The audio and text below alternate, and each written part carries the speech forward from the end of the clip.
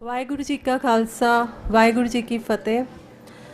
ਜੋ ਅੱਜ ਦੇ ਲੈਕਚਰ ਦਾ ਟੌਪਿਕ ਹੈ ਹੁਣ accept respect and protect the identity of others, ਉਸ ਕਨਸੈਪਟ ਨੂੰ ਗੁਰੂ ਗ੍ਰੰਥ ਸਾਹਿਬ ਦੇ ਹਵਾਲੇ ਦੇ ਨਾਲ ਉਸ ਟੌਪਿਕ ਦੇ ਉੱਤੇ ਚੇਅਰਮੈਨ ਸਰ ਲੈਕਚਰ ਕਰਨਗੇ। ਜੋ ਇਹ ਪਰਟੀਕੂਲਰ ਟੌਪਿਕ ਹੈ ਉਹਦੇ ਵਿੱਚ ਪ੍ਰੇਮ ਦਾ ਸੰਕਲਪ, ਹਾਰਮਨੀ, ਸਮਾਜ, ਕੋਈ ਵੀ ਐਸਾ ਕਨਸੈਪਟ ਨਹੀਂ ਹੈ ਜਿਹੜਾ ਉਹਦੇ ਵਿੱਚ ਨਹੀਂ ਕਵਰ ਹੁੰਦਾ। ਜਦੋਂ ਅਸੀਂ ਪ੍ਰੇਮ ਦੀ ਗੱਲ ਕਰਦੇ ਹਾਂ ਜਾਂ ਰਿਸ਼ਤੇ ਕਿਸੇ ਦੀ ਗੱਲ ਕਰਦੇ ਹਾਂ, ਹਰ ਰਿਸ਼ਤੇ ਦੇ ਵਿੱਚ ਅਸੀਂ ਕੰਡੀਸ਼ਨਸ ਲਗਾਉਂਦੇ ਹਾਂ ਔਰ ਸਾਡਾ ਜੋ ਲਵ ਹੈ ਜਾਂ ਜੋ ਪ੍ਰੇਮ ਹੈ ਉਹ ਕੰਡੀਸ਼ਨਲ ਹੈ, ਡੂਜ਼ ਐਂਡ ਡੋਂਟਸ ਤੇ ਬੇਸਡ ਹੈ। ਲੇਕਿਨ ਗੁਰੂ ਗ੍ਰੰਥ ਸਾਹਿਬ ਕਿਸ ਤਰ੍ਹਾਂ ਦੇ ਸਮਾਜ ਦੀ, ਕਿਸ ਤਰ੍ਹਾਂ ਦੀ ਅਸੈਪਟੈਂਸ ਦੀ ਗੱਲ ਕਰ ਰਿਹਾ, ਇਸ ਟੌਪਿਕ ਦੇ ਉੱਤੇ ਚੇਅਰਮੈਨ ਸਰ ਲੈਕਚਰ ਕਰਨਗੇ। ਆਈ ਰਿਕੁਐਸਟ ਹਿਮ ਕਿ ਉਹ ਕਰਨ। ਵਾਹਿਗੁਰੂ ਜੀ ਕਾ ਖਾਲਸਾ ਵਾਹਿਗੁਰੂ ਜੀ ਕੀ ਫਤਿਹ। ਸਾਡਾ ਵਿਸ਼ਾ ਬੜਾ ਹੀ ਸੈਂਸਿਟਿਵ ਵਿਸ਼ਾ ਹੈਗਾ ਹੈ ਕਿ ਦੂਸਰੇ ਦੀ ਹੋਂਦ, ਦੂਸਰੇ ਦੀ ਪਹਿਚਾਨ ਨੂੰ ਪਹਿਲੇ ਤਾਂ ਸਵੀਕਾਰ ਕਰੋ, ਫਿਰ ਉਸ ਦੀ ਹੋਂਦ ਦੀ, ਉਸ ਦੀ ਪਹਿਚਾਨ ਨੂੰ ਸਤਿਕਾਰ ਕਰੋ ਔਰ ਫਿਰ ਜ਼ਰੂਰਤ ਪਵੇ ਤਾਂ ਉਸ ਦੀ ਹੋਂਦ ਨੂੰ, ਉਸ ਦੀ ਪਹਿਚਾਨ ਨੂੰ ਫਿਰ ਉਹਨੂੰ ਪ੍ਰੋਟੈਕਟ ਕਰੋ, ਉਹਨੂੰ ਸੁਰੱਖਿਅਤ ਕਰੋ। ਔਰ ਇਤਿਹਾਸਕ ਤੌਰ 'ਤੇ ਇੱਕ ਬੜੀ ਵੱਡੀ ਮਿਸਾਲ ਜਿਸ ਨਾਲ ਤੁਹਾਨੂੰ ਹੋਰ ਜ਼ਿਆਦਾ ਕਲੀਅਰ ਹੋਏ ਕਿ ਗੁਰੂ ਨਾਨਕ ਸਾਹਿਬ ਨੇ ਉਸ ਟਾਈਮ ਦੇ ਰਿਚੁਅਲਸ ਨੂੰ ਮਨ੍ਹਾ ਕੀਤਾ, ਜਨੇਊ ਪਾਉਣ ਤੋਂ ਇਨਕਾਰ ਕਰ ਦਿੱਤਾ। ਲੇਕਿਨ 9ਵੇਂ ਗੁਰੂ ਨਾਨਕ ਗੁਰੂ ਤੇਗ ਬਹਾਦਰ ਸਾਹਿਬ ਨੇ ਉਸ ਜਨੇਊ ਦੀ ਰੱਖਿਆ ਲਈ ਆਪਣੀ ਸ਼ਹਾਦਤ ਦੇ ਦਿੱਤੀ, ਆਪਣੇ ਆਪ ਨੂੰ ਵਾਰ ਦਿੱਤਾ। ਇਹ ਹੈ ਦੂਸਰੇ ਦੀ ਹੋਂਦ, ਦੂਸਰੇ ਦੀ ਪਹਿਚਾਨ ਨੂੰ ਜੋ ਹੈ ਪਹਿਲੇ ਤਾਂ ਉਹਨੂੰ ਐਕਸੈਪਟ, ਫਿਰ ਰਿਸਪੈਕਟ ਐਂਡ ਦੈਨ ਪ੍ਰੋਟੈਕਟ। ਔਰ ਅਗਰ ਅੱਜ ਦੇ ਸਿਨੈਰੀਓ 'ਚ ਦੇਖਾਂ ਤਾਂ ਅੱਜ ਵਿਸ਼ਵ ਦੇ ਵਿੱਚ ਹਰ ਵਿਅਕਤੀ ਨੂੰ ਆਪਣੀ ਹੋਂਦ ਦਾ, ਆਪਣੀ ਪਹਿਚਾਨ ਦਾ ਜੋ ਹੈ ਉਹ ਅਹਿਸਾਸ ਹੈ ਔਰ ਅਹਿਸਾਸ ਦੇ ਨਾਲ ਨਾਲ ਚਿੰਤਾ ਵੀ ਜਿਹੜੀ ਹੈ ਅੱਜ ਹੋ ਰਹੀ ਹੈ ਕਿ ਉਸ ਦੀ ਹੋਂਦ ਦਾ ਜਿਹੜੀ ਪਹਿਚਾਨ ਹੈ ਜਾਂ ਉਸ ਦੀ ਹੋਂਦ ਹੈ ਉਹ ਖਤਰੇ ਵਿੱਚ ਹੈ। ਚਾਹੇ ਇਹ ਵਿਅਕਤੀਗਤ ਇੰਡੀਵਿਜੂਅਲ ਹੋਏ, ਸਮਾਜਿਕ ਤੌਰ 'ਤੇ, ਕੌਮੀ ਤੌਰ 'ਤੇ, ਸੱਭਿਆਚਾਰ ਦੇ ਤੌਰ 'ਤੇ, ਭਾਸ਼ਾ ਦੇ ਤੌਰ 'ਤੇ, ਹਰ ਪਾਸੇ ਜਿਹੜੀ ਇਹ ਹੋਂਦ ਅਤੇ ਪਹਿਚਾਨ ਦੀ ਜਿਹੜੀ ਚੇਤਨਾ ਅੱਜ ਹਰ ਕੌਮ ਦੇ ਵਿੱਚ, ਹਰ ਇੰਡੀਵਿਜੂਅਲ ਵਿੱਚ, ਹਰ ਸਮਾਜ ਦੇ ਵਿੱਚ ਆਈ ਹੋਈ ਹੈ। ਔਰ ਇਸ ਜਿਹੜੀ ਹਫੜਾ ਦਫੜੀ ਵਿੱਚ ਅੱਜ ਜਿਤਨੀ ਵੀ ਵਾਇਲੈਂਸ ਹੋ ਰਹੀ ਹੈ ਪੂਰੇ ਵਰਲਡ ਦੇ ਵਿੱਚ, ਜਿਤਨਾ ਵੀ ਅਨਰੈਸਟ ਹੈ, ਕਿੱਥੇ ਨਾ ਕਿੱਥੇ ਉਹਦੇ ਪਿੱਛੇ ਜਿਹੜਾ ਕਾਰਨ ਹੈ ਉਹ ਆਇਡੈਂਟੀਟੀ ਹੈ, ਹੋਂਦ ਹੈ, ਪਛਾਣ ਹੈ। ਹਰ ਇੱਕ ਨੂੰ ਆਪਣੀ ਸਪੇਸ ਚਾਹੀਦੀ ਹੈ, ਆਪਣੀ ਜਗ੍ਹਾ ਚਾਹੀਦੀ ਹੈ। ਇਹ ਇੱਕ ਮੈਂ ਸਮਝਦਾ ਕਿ ਰੱਬੀ ਤੌਰ 'ਤੇ ਹੀ ਹਰ ਬੰਦੇ ਦੇ ਵਿੱਚ ਇਹ ਜੀਨਸ ਹੁੰਦੇ ਨੇ ਕਿ ਉਹ ਆਪਣੀ ਹੋਂਦ ਨੂੰ, ਆਪਣੀ ਪਹਿਚਾਣ ਨੂੰ ਇੰਡੀਪੈਂਡੈਂਟ ਰੱਖਣਾ ਚਾਹੁੰਦਾ। ਇਹ ਘਰਾਂ ਵਿੱਚ, ਸਮਾਜ ਵਿੱਚ, ਕੌਮਾਂ ਵਿੱਚ ਇਸ ਦੀ ਫਿਕਰ ਜਿਹੜੀ ਹੈ ਅੱਜ ਹੈਗੀ ਔਰ ਇਹ ਬੜਾ ਵੱਡਾ ਮੁੱਦਾ ਹੈ। ਜਦੋਂ ਅਸੀਂ ਅੱਗੇ ਚੱਲਾਂਗੇ ਤੁਹਾਨੂੰ ਇਹਦੀ ਗੱਲ ਦੀ ਸਮਝ ਆਏਗੀ। ਔਰ ਇਤਿਹਾਸ ਗਵਾਹ ਹੈ, ਹਿਸਟਰੀ ਦੇ ਵਿੱਚ ਅਗਰ ਤੁਸੀਂ ਦੇਖੋ ਤਾਂ ਕਿਤਨੇ ਹੀ ਸੱਭਿਆਚਾਰ, ਕਿਤਨੀਆਂ ਹੀ ਕੌਮਾਂ, ਕਿਤਨੀਆਂ ਹੀ ਭਾਸ਼ਾਵਾਂ ਜਿਹੜੀਆਂ ਨੇ ਇਹ ਇੱਕ ਸਾਰਤਾ ਕਰਕੇ ਜਿਹੜਾ ਹੈ ਖ਼ਤਮ ਹੋ ਚੁੱਕੀਆਂ ਨੇ। ਵੱਡੀਆਂ ਤਾਕਤਾਂ ਨੇ ਜਿਹੜੀਆਂ ਜਿਹੜੀਆਂ ਸ਼ਕਤੀਆਂ ਨੇ ਉਹ ਮਗਰਮੱਛਾਂ ਦੀ ਤਰ੍ਹਾਂ ਲੋਕਾਂ ਦੀ ਹੋਂਦ ਨੂੰ, ਲੋਕਾਂ ਦੀ ਪਹਿਚਾਣ ਨੂੰ, ਲੋਕਾਂ ਦੀ ਸਭਿਅਤਾ ਨੂੰ ਹਜ਼ਮ ਕਰ ਚੁੱਕੀਆਂ ਨੇ। ਇੱਕ ਸਾਰਤਾ ਮੀਨ ਹੁੰਦਾ ਸਭ ਇੱਕੋ ਜਿਹੇ ਹੋ ਜਾਣ, ਇੱਕੋ ਹੀ ਭਾਸ਼ਾ ਹੋਵੇ, ਇੱਕੋ ਹੀ ਸਭਿਅਤਾ, ਇੱਕੋ ਹੀ ਸੱਭਿਆਚਾਰ ਹੋ ਜਾਵੇ। ਇੱਥੋਂ ਤੱਕ ਕਿ ਕਈ ਇਸ ਤਰ੍ਹਾਂ ਦੀਆਂ ਵੀ ਵਰਲਡ ਦੇ ਵਿੱਚ ਸਾਨੂੰ ਮਿਲਦੀਆਂ ਨੇ ਇੰਸਟੈਂਸਿਸ ਕਿ ਡਰੈਸ ਵੀ ਇੱਕੋ ਜਿਹੀ ਹੋ ਜਾਵੇ। ਆਮ ਕਰਕੇ ਇਹ ਧਰਮ ਨਾਲ, ਕੌਮਾਂ ਨਾਲ ਜ਼ਿਆਦਾ ਸੰਬੰਧਿਤ ਹੁੰਦੀਆਂ ਨੇ। ਔਰ ਅਗਰ ਅੱਜ ਦੇ ਸਮੇਂ ਵਿੱਚ ਸਾਨੂੰ ਸੁੱਖ ਸ਼ਾਂਤੀ ਜਾਂ ਪੀਸਫੁਲ ਵਾਲਾ ਮਾਹੌਲ ਕ੍ਰੀਏਟ ਕਰਨਾ ਹੈ ਤਾਂ ਫਿਰ ਮਨੁੱਖ ਨੂੰ ਉਸ ਦੀ ਪਹਿਚਾਣ, ਉਸ ਦੀ ਹੋਂਦ ਨੂੰ ਆਜ਼ਾਦੀ ਜਿਹੜੀ ਹੈ ਦੇਣੀ ਪਵੇਗੀ। ਉਸ ਦੀ ਪਹਿਚਾਣ, ਉਸ ਦੀ ਆਇਡੈਂਟੀਟੀ ਨੂੰ ਸਵੀਕਾਰਨਾ ਪਵੇਗਾ, ਸਤਿਕਾਰਨਾ ਪਵੇਗਾ ਔਰ ਉਸ ਨੂੰ ਬੰਦੀ ਸਪੇਸ ਜਿਹੜੀ ਹੈ ਉਹ ਦੇਣੀ ਪਏਗੀ।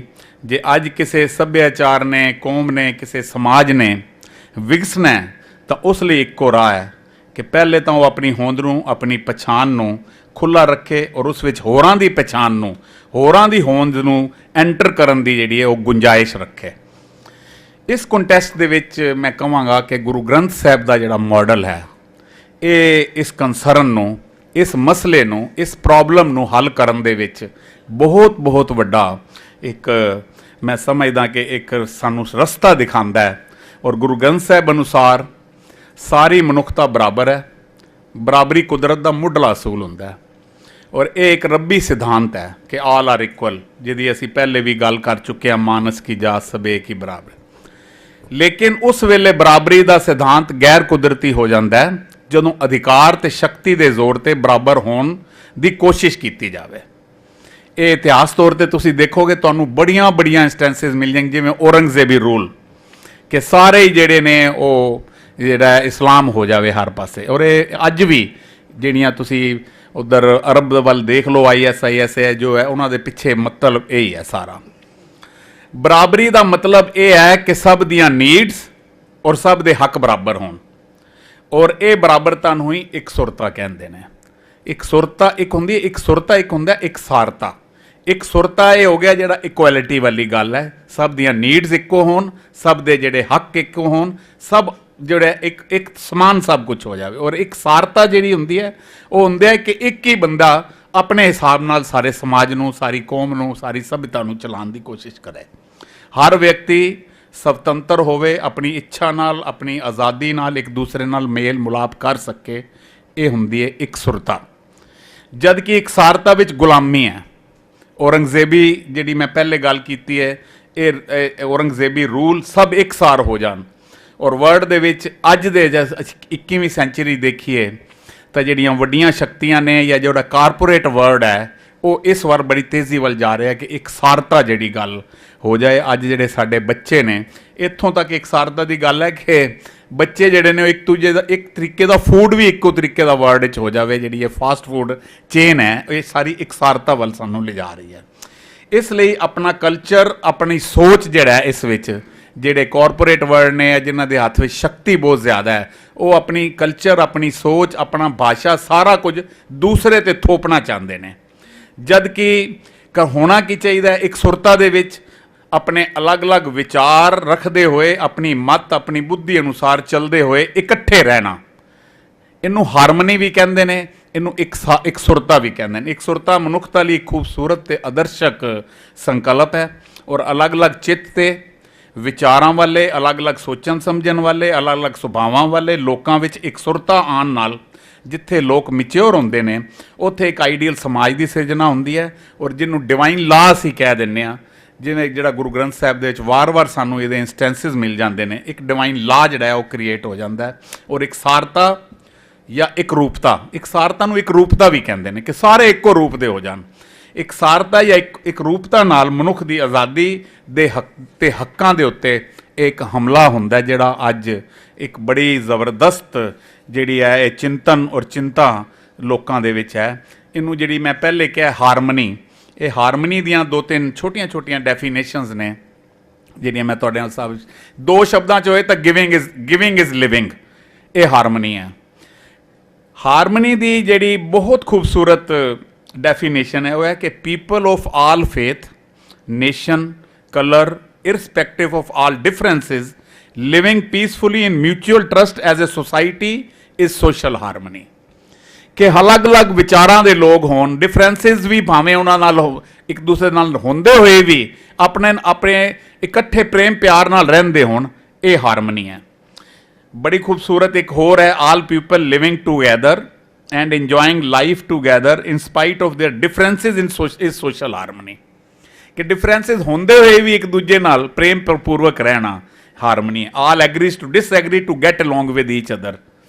ਡਿਸਐਗਰੀ ਹੁੰਦੇ ਹੋਏ ਵੀ ਕਿਸੇ ਇੱਕ ਮੁੱਦੇ ਤੇ ਐਗਰੀ ਹੋ ਕੇ ਇਕੱਠੇ ਰਹਿਣਾ, ਇਹ ਵੀ ਹਾਰਮਨੀ ਹੈ, ਇਹ ਵੀ ਇਕਸੁਰਤਾ ਹੈ। ਇਹ ਕੁਝ ਮੈਂ ਤੁਹਾਨੂੰ ਇਕਸੁਰਤਾ ਦੀਆਂ ਜਿਹੜੀਆਂ ਦੋ ਤਿੰਨ ਡੈਫੀਨੇਸ਼ਨ ਸੀ ਉਹ ਦੱਸ ਰਿਹਾ। ਪਰ ਮਸਲਾ ਇਹ ਹੈ ਕਿ ਅੱਜ ਵਿਸ਼ਵ ਵਿੱਚ ਇਸ ਮਸਲੇ ਦੀ ਜਦੋਂ ਗੱਲ ਕਰਦੇ ਹਾਂ ਤਾਂ ਬੜੀ ਨਿਰਾਸ਼ਤਾ ਹੈ। ਔਰ ਨਿਰਾਸ਼ਾ ਜਿਹੜੀ ਹੁੰਦੀ ਹੈ ਸਭ ਤੋਂ ਵੱਡੀ ਕੈਦ ਹੁੰਦੀ ਹੈ। ਦੇਖੋ 1780 ਵਿੱਚ ਇਸ ਵਰਲਡ ਦੀ ਆਬਾਦੀ 80 ਕਰੋੜ ਦੇ ਕਰੀਬ ਸੀ, 75 ਜਾਂ 80 ਕਰੋੜ। ਔਰ 235 ਸਾਲ ਦੇ ਵਿੱਚ ਲਗਭਗ ਹੁਣ ਅਬਾਊ 800 ਕਰੋੜ ਜਿਹੜੀ ਹੈ ਆਬਾਦੀ ਇਸ ਵਰਲਡ ਦੀ ਹੋ ਚੁੱਕੀ, ਅਬਾਊ 800 ਕਰੋੜ, ਸ਼ਾਇਦ 1 ਅਰਬ ਦੇ ਕਰੀਬ ਵੀ ਹੈ। ਔਰ ਇਹ ਆਦਮਜਾਤ ਜਾਂ ਮਨੁੱਖਤਾ ਦੇ ਵਿੱਚ ਵਾਧਾ ਨਹੀਂ ਹੋ ਰਿਹਾ, ਇਹ ਭੀੜਾਂ ਵੱਧ ਰਹੀਆਂ ਨੇ। ਭੀੜ ਵੱਧ ਰਹੀ ਹੈ, ਮਨੁੱਖਤਾ ਨਹੀਂ ਵੱਧ ਰਹੀ। ਮਾਈਂਡ ਇਟ, जितनी भीड़ ਵੱਧ ਹੋਏਗੀ ਉਤਨੀਆਂ ਹੀ ਲੋਕ ਇਕੱਲੇ ਹੋਣਗੇ, ਆਪਣੇ ਆਪ ਨੂੰ ਆਈਸੋਲੇਟ ਫੀਲ ਕਰਨਗੇ ਔਰ ਡਿਪਰੈਸ਼ਨ ਵੱਲ, ਜੰਗਲ ਰਾਜ ਵੱਲ ਜਿਹੜੀ ਹੈ ਇਹ ਸਾਡੀ ਮਨੁੱਖਤਾ ਜਾਣ ਦੀ ਜਿਹੜੀ ਗੱਲ ਮੈਨੂੰ ਲੱਗਦਾ ਹੈ ਕਿ ਉਧਰ ਬਿਰਤੀ ਜਿਹੜੀ ਹੈ ਉਹ ਵੱਧ ਰਹੀ ਹੈ।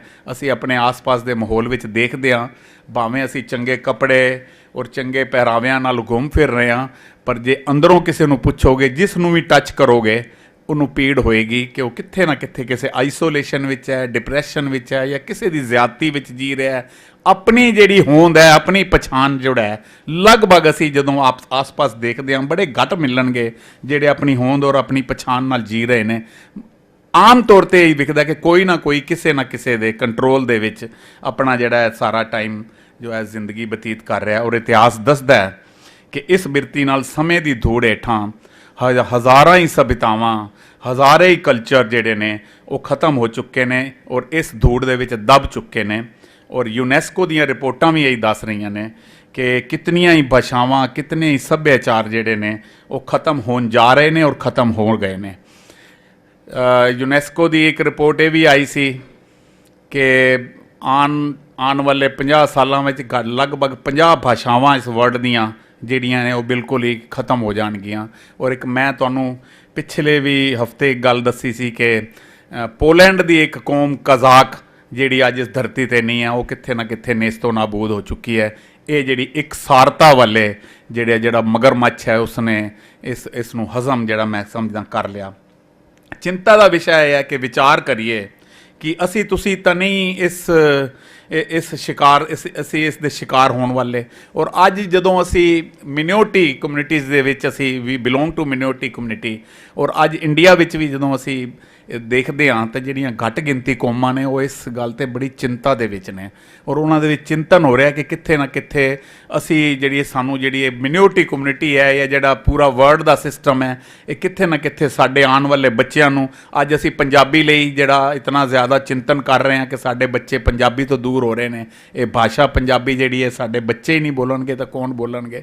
ਇਹ ਸਾਡੀ ਜਿਹੜੀ ਚਿੰਤਾ ਹੈ ਇਹ ਕਿੱਥੇ ਨਾ ਕਿੱਥੇ ਸਾਡੀ ਹੋਂਦ, ਸਾਡੀ ਪਛਾਣ ਦੇ ਨਾਲ ਸੰਬੰਧਿਤ ਹੈ ਔਰ ਤਾਂ ਹੀ ਅਸੀਂ ਇਹ ਚਿੰਤਾ ਕਰ ਰਹੇ ਹਾਂ।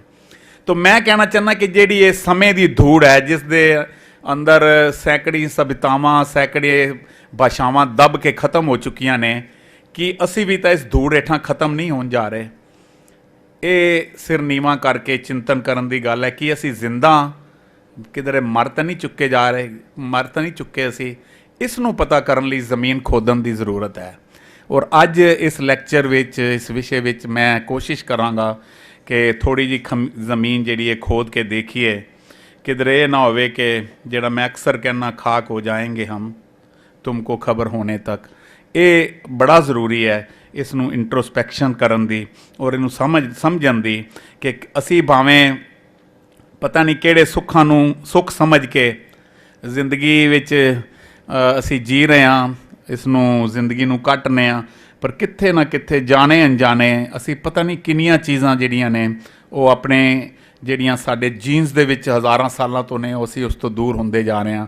ਚਾਹੇ ਉਹ ਆਪਣੇ ਧਰਮ ਨਾਲ, ਚਾਹੇ ਉਹ ਆਪਣੀ ਭਾਸ਼ਾ ਨਾਲ, ਚਾਹੇ ਉਹ ਆਪਣੇ ਸੱਭਿਆਚਾਰ ਨਾਲ। ਪੁਰਾਣੇ ਅੱਜ ਤੋਂ 50 ਸਾਲ 40 ਸਾਲ ਪਹਿਲੇ ਦੇ ਸੱਭਿਆਚਾਰ ਅਤੇ ਅੱਜ ਦੇ ਸੱਭਿਆਚਾਰ ਵਿੱਚ ਜ਼ਮੀਨ ਅਸਮਾਨ ਦਾ ਅੰਤਰ ਆ ਚੁੱਕਿਆ। ਔਰ ਇਹ ਲੋਕਾਂ ਦੇ ਵਿੱਚ ਅੱਜ ਇਹ ਚਿੰਤਾ ਜਿਹੜੀ ਹੈ ਉਹ ਉਪਜ ਰਹੀ ਹੈ ਕਿ ਕਿੱਥੇ ਨਾ ਕਿੱਥੇ ਕਿਧਰੇ ਅਸੀਂ ਜਿਹੜਾ ਹੈ ਕੌਮੀ ਤੌਰ 'ਤੇ, ਸੱਭਿਆਚਾਰਕ ਤੌਰ 'ਤੇ ਜਾਂ ਭਾਸ਼ਾ ਦੀ ਤੌਰ 'ਤੇ ਕਿਧਰੇ ਅਸੀਂ ਮਰ ਤਾਂ ਨਹੀਂ ਰਹੇ ਹਾਂ। ਇਸ ਲਈ ਇਹ ਲੈਕਚਰ ਦੇ ਵਿੱਚ ਅਸੀਂ ਕੁਛ ਵਿਚਾਰ ਕਰਾਂਗੇ। ਭਾਵੇਂ ਅੱਜ ਅਸੀਂ ਵੀ 21ਵੀਂ ਸ਼ਤਾਬਦੀ ਵਿੱਚ ਵਿਚਰ ਰਹੇ ਹਾਂ ਔਰ ਹਰ ਨਾਮੁਮਕਿਨ ਨੂੰ ਮੁਮਕਿਨ ਕੀਤਾ ਜਾ ਰਿਹਾ। ਟੈਕਨੋਲੋਜੀ ਔਰ ਸਾਇੰਸ ਇਹ ਮਨੁੱਖ ਨੂੰ ਦੁਨੀਆ ਦੇ ਹਰ ਸੁੱਖ, ਹਰ ਆਰਾਮ ਦੇ ਦਿੱਤੇ ਨੇ, ਪਰ ਇਸ ਸ਼ੋਹਰਤ ਨਾਲ, ਇਸ ਚਕਾਚੌਂਧ ਨਾਲ ਜਿਹੜੇ ਇਨਸਾਨੀ ਰਿਸ਼ਤੇ ਨੇ ਉਹ ਟੁੱਟ ਰਹੇ ਨੇ ਔਰ ਟੁੱਟ ਵੀ ਐਸੇ ਰਹੇ ਨੇ ਕਿ ਸਾਰੇ ਰਿਸ਼ਤਿਆਂ ਦੀਆਂ ਭਾਸ਼ਾਵਾਂ ਹੀ ਬਦਲ ਗਈਆਂ ਨੇ। ਉਹ ਇਹ ਹੈ ਕਿ ਮਜ਼ਹਬ ਦੇ ਤੌਰ 'ਤੇ, ਸੱਭਿਆਚਾਰ ਤੌਰ 'ਤੇ, ਕੌਮੀ ਤੌਰ 'ਤੇ, ਸਮਾਜਿਕ ਤੌਰ 'ਤੇ, ਇੱਥੋਂ ਤੱਕ ਕਿ ਇਨਸਾਨੀ ਤੌਰ 'ਤੇ ਵੀ ਜਿਹੜੇ ਸਾਡੇ ਰਿਸ਼ਤੇ ਨੇ ਉਹਨਾਂ ਵਿੱਚ ਦਰਾਰਾਂ ਆ ਚੁੱਕੀਆਂ ਨੇ।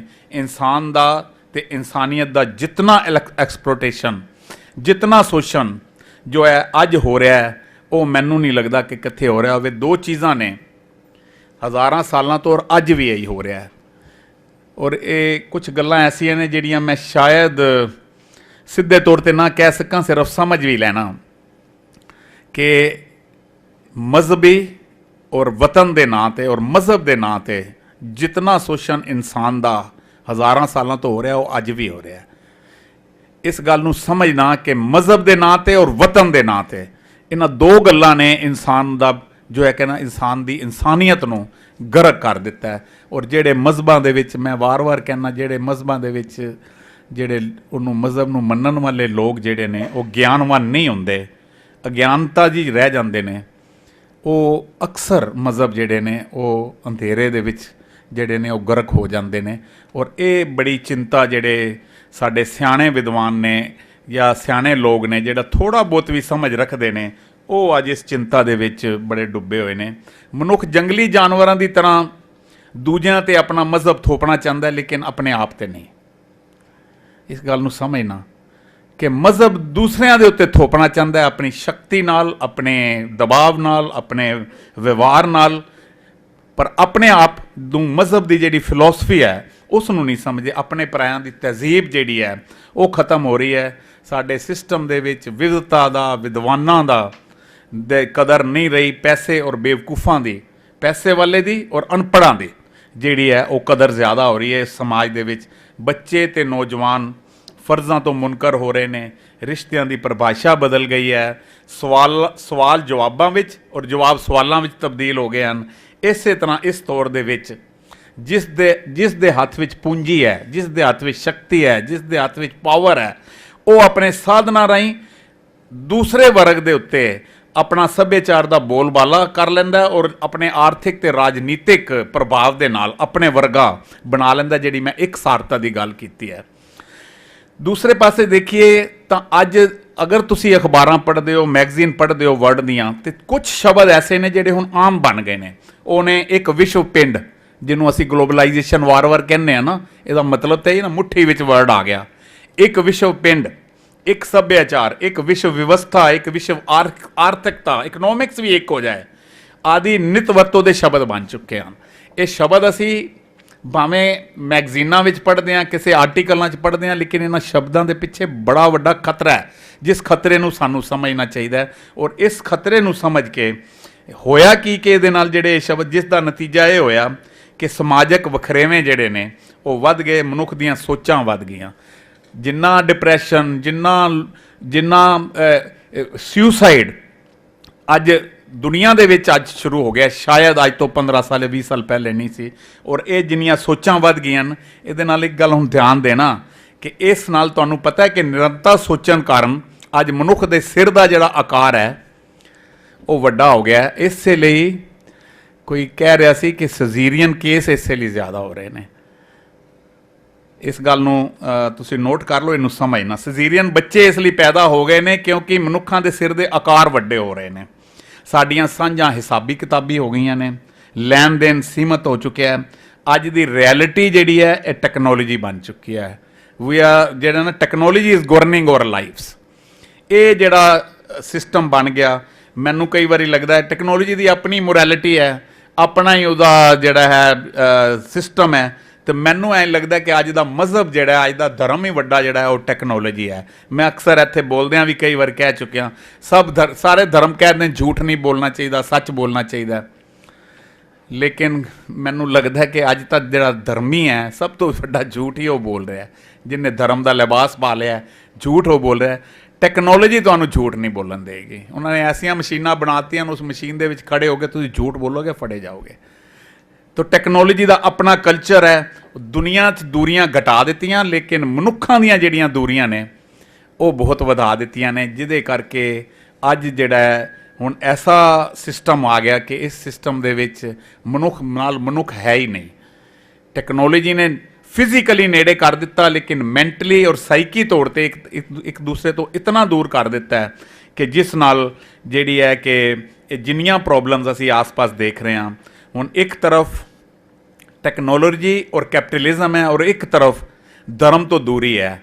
ਦੇਖੋ, ਦੋ ਗੱਲਾਂ ਹੁੰਦੀਆਂ ਨੇ, ਇੱਕ ਸਹੀ ਹੈ, ਇੱਕ ਗਲਤ ਹੈ। ਉਹਦੇ 'ਚੋਂ ਇੱਕ ਨੂੰ ਚੁਣਨਾ ਬੜਾ ਆਸਾਨ ਹੁੰਦਾ ਹੈ, ਲੇਕਿਨ ਦੋ ਗਲਤ ਗੱਲਾਂ 'ਚੋਂ ਇੱਕ ਗੱਲ ਚੁਣਨੀ ਬੜੀ ਮੁਸ਼ਕਲ ਹੁੰਦੀ ਹੈ ਔਰ ਬੜੀ ਤਕਲੀਫਦਾਇਕ ਹੁੰਦੀ ਹੈ। ਔਰ ਇਹ ਦੋਨੋਂ ਗਲਤ ਗੱਲਾਂ ਨੇ ਕਿ ਇੱਕ ਪਾਸੇ ਟੈਕਨੋਲੋਜੀ ਤੇ ਕੈਪੀਟਲਿਜ਼ਮ ਹੈ, ਇੱਕ ਪਾਸੋਂ ਧਰਮ ਤੋਂ ਦੂਰੀ ਹੈ। ਇਹਨਾਂ ਦੋਵਾਂ ਵਿੱਚੋਂ ਤੁਹਾਨੂੰ ਚੁਆਇਸ ਹੈ, ਤੁਸੀਂ ਕਿਹਨੂੰ ਚੁਣੋਗੇ। ਇਹ ਜਿਹੜੀ ਅੱਜ ਮਨੁੱਖ ਨੂੰ ਬੜੀ ਵੱਡੀ ਚਿੰਤਾ ਔਰ ਚਿੰਤਨ ਔਰ ਬੜੀ ਇਹ ਚੁਆਇਸ ਜਿਹੜੀ ਹੈ, ਇਸ ਚੁਆਇਸ ਤੁਹਾਨੂੰ ਸਾਹਮਣਾ ਕਰਨਾ ਪੈ ਰਿਹਾ। ਜੇ ਮੈਂ ਇੰਟਰਨੈਸ਼ਨਲੀ ਕਹਾਂ ਤਾਂ ਅੱਜ ਤੋਂ 15 ਸਾਲ ਪਹਿਲੇ, ਲਗਭਗ 15 ਸਾਲ ਪਹਿਲੇ ਇੱਕ ਬੜੇ ਵੱਡੇ ਰਾਈਟਰ ਹੋਏ ਨੇ, ਵਿਸ਼ਵ ਦੇ ਪ੍ਰਸਿੱਧ ਰਾਈਟਰ ਨੇ ਸੈਮੂਅਲ ਹਨਿੰਗਟਨ। ਉਹਨਾਂ ਨੇ ਇੱਕ ਬੁੱਕ ਲਿਖੀ ਸੀ the clash of civilization and remarking of the world order. ਉਹ 15 ਸਾਲ ਪਹਿਲੇ ਉਹਨਾਂ ਨੇ ਉਸ ਬੁੱਕ ਦੇ ਵਿੱਚ ਇੰਟਰਨੈਸ਼ਨਲੀ ਇਹ ਗੱਲ ਕਹਿ ਦਿੱਤੀ ਸੀ ਕਿ ਵਰਲਡ ਦੇ ਵਿੱਚ ਦੋ ਗੁੱਟ ਬਣ ਰਹੇ ਨੇ। ਇੱਕ ਗੁੱਟ ਬਣ ਰਿਹਾ ਇੱਕੋ ਤਰੀਕੇ ਦੇ ਸੱਭਿਆਚਾਰ, ਇੱਕੋ ਤਰੀਕੇ ਦੀਆਂ ਭਾਸ਼ਾਵਾਂ, ਇੱਕੋ ਤਰੀਕੇ ਦੀਆਂ ਸਭਿਅਤਾ ਦੇ ਲੋਕ, ਇੱਕ ਉਹਨਾਂ ਦੇ ਆਪੋਜ਼ਿਟ।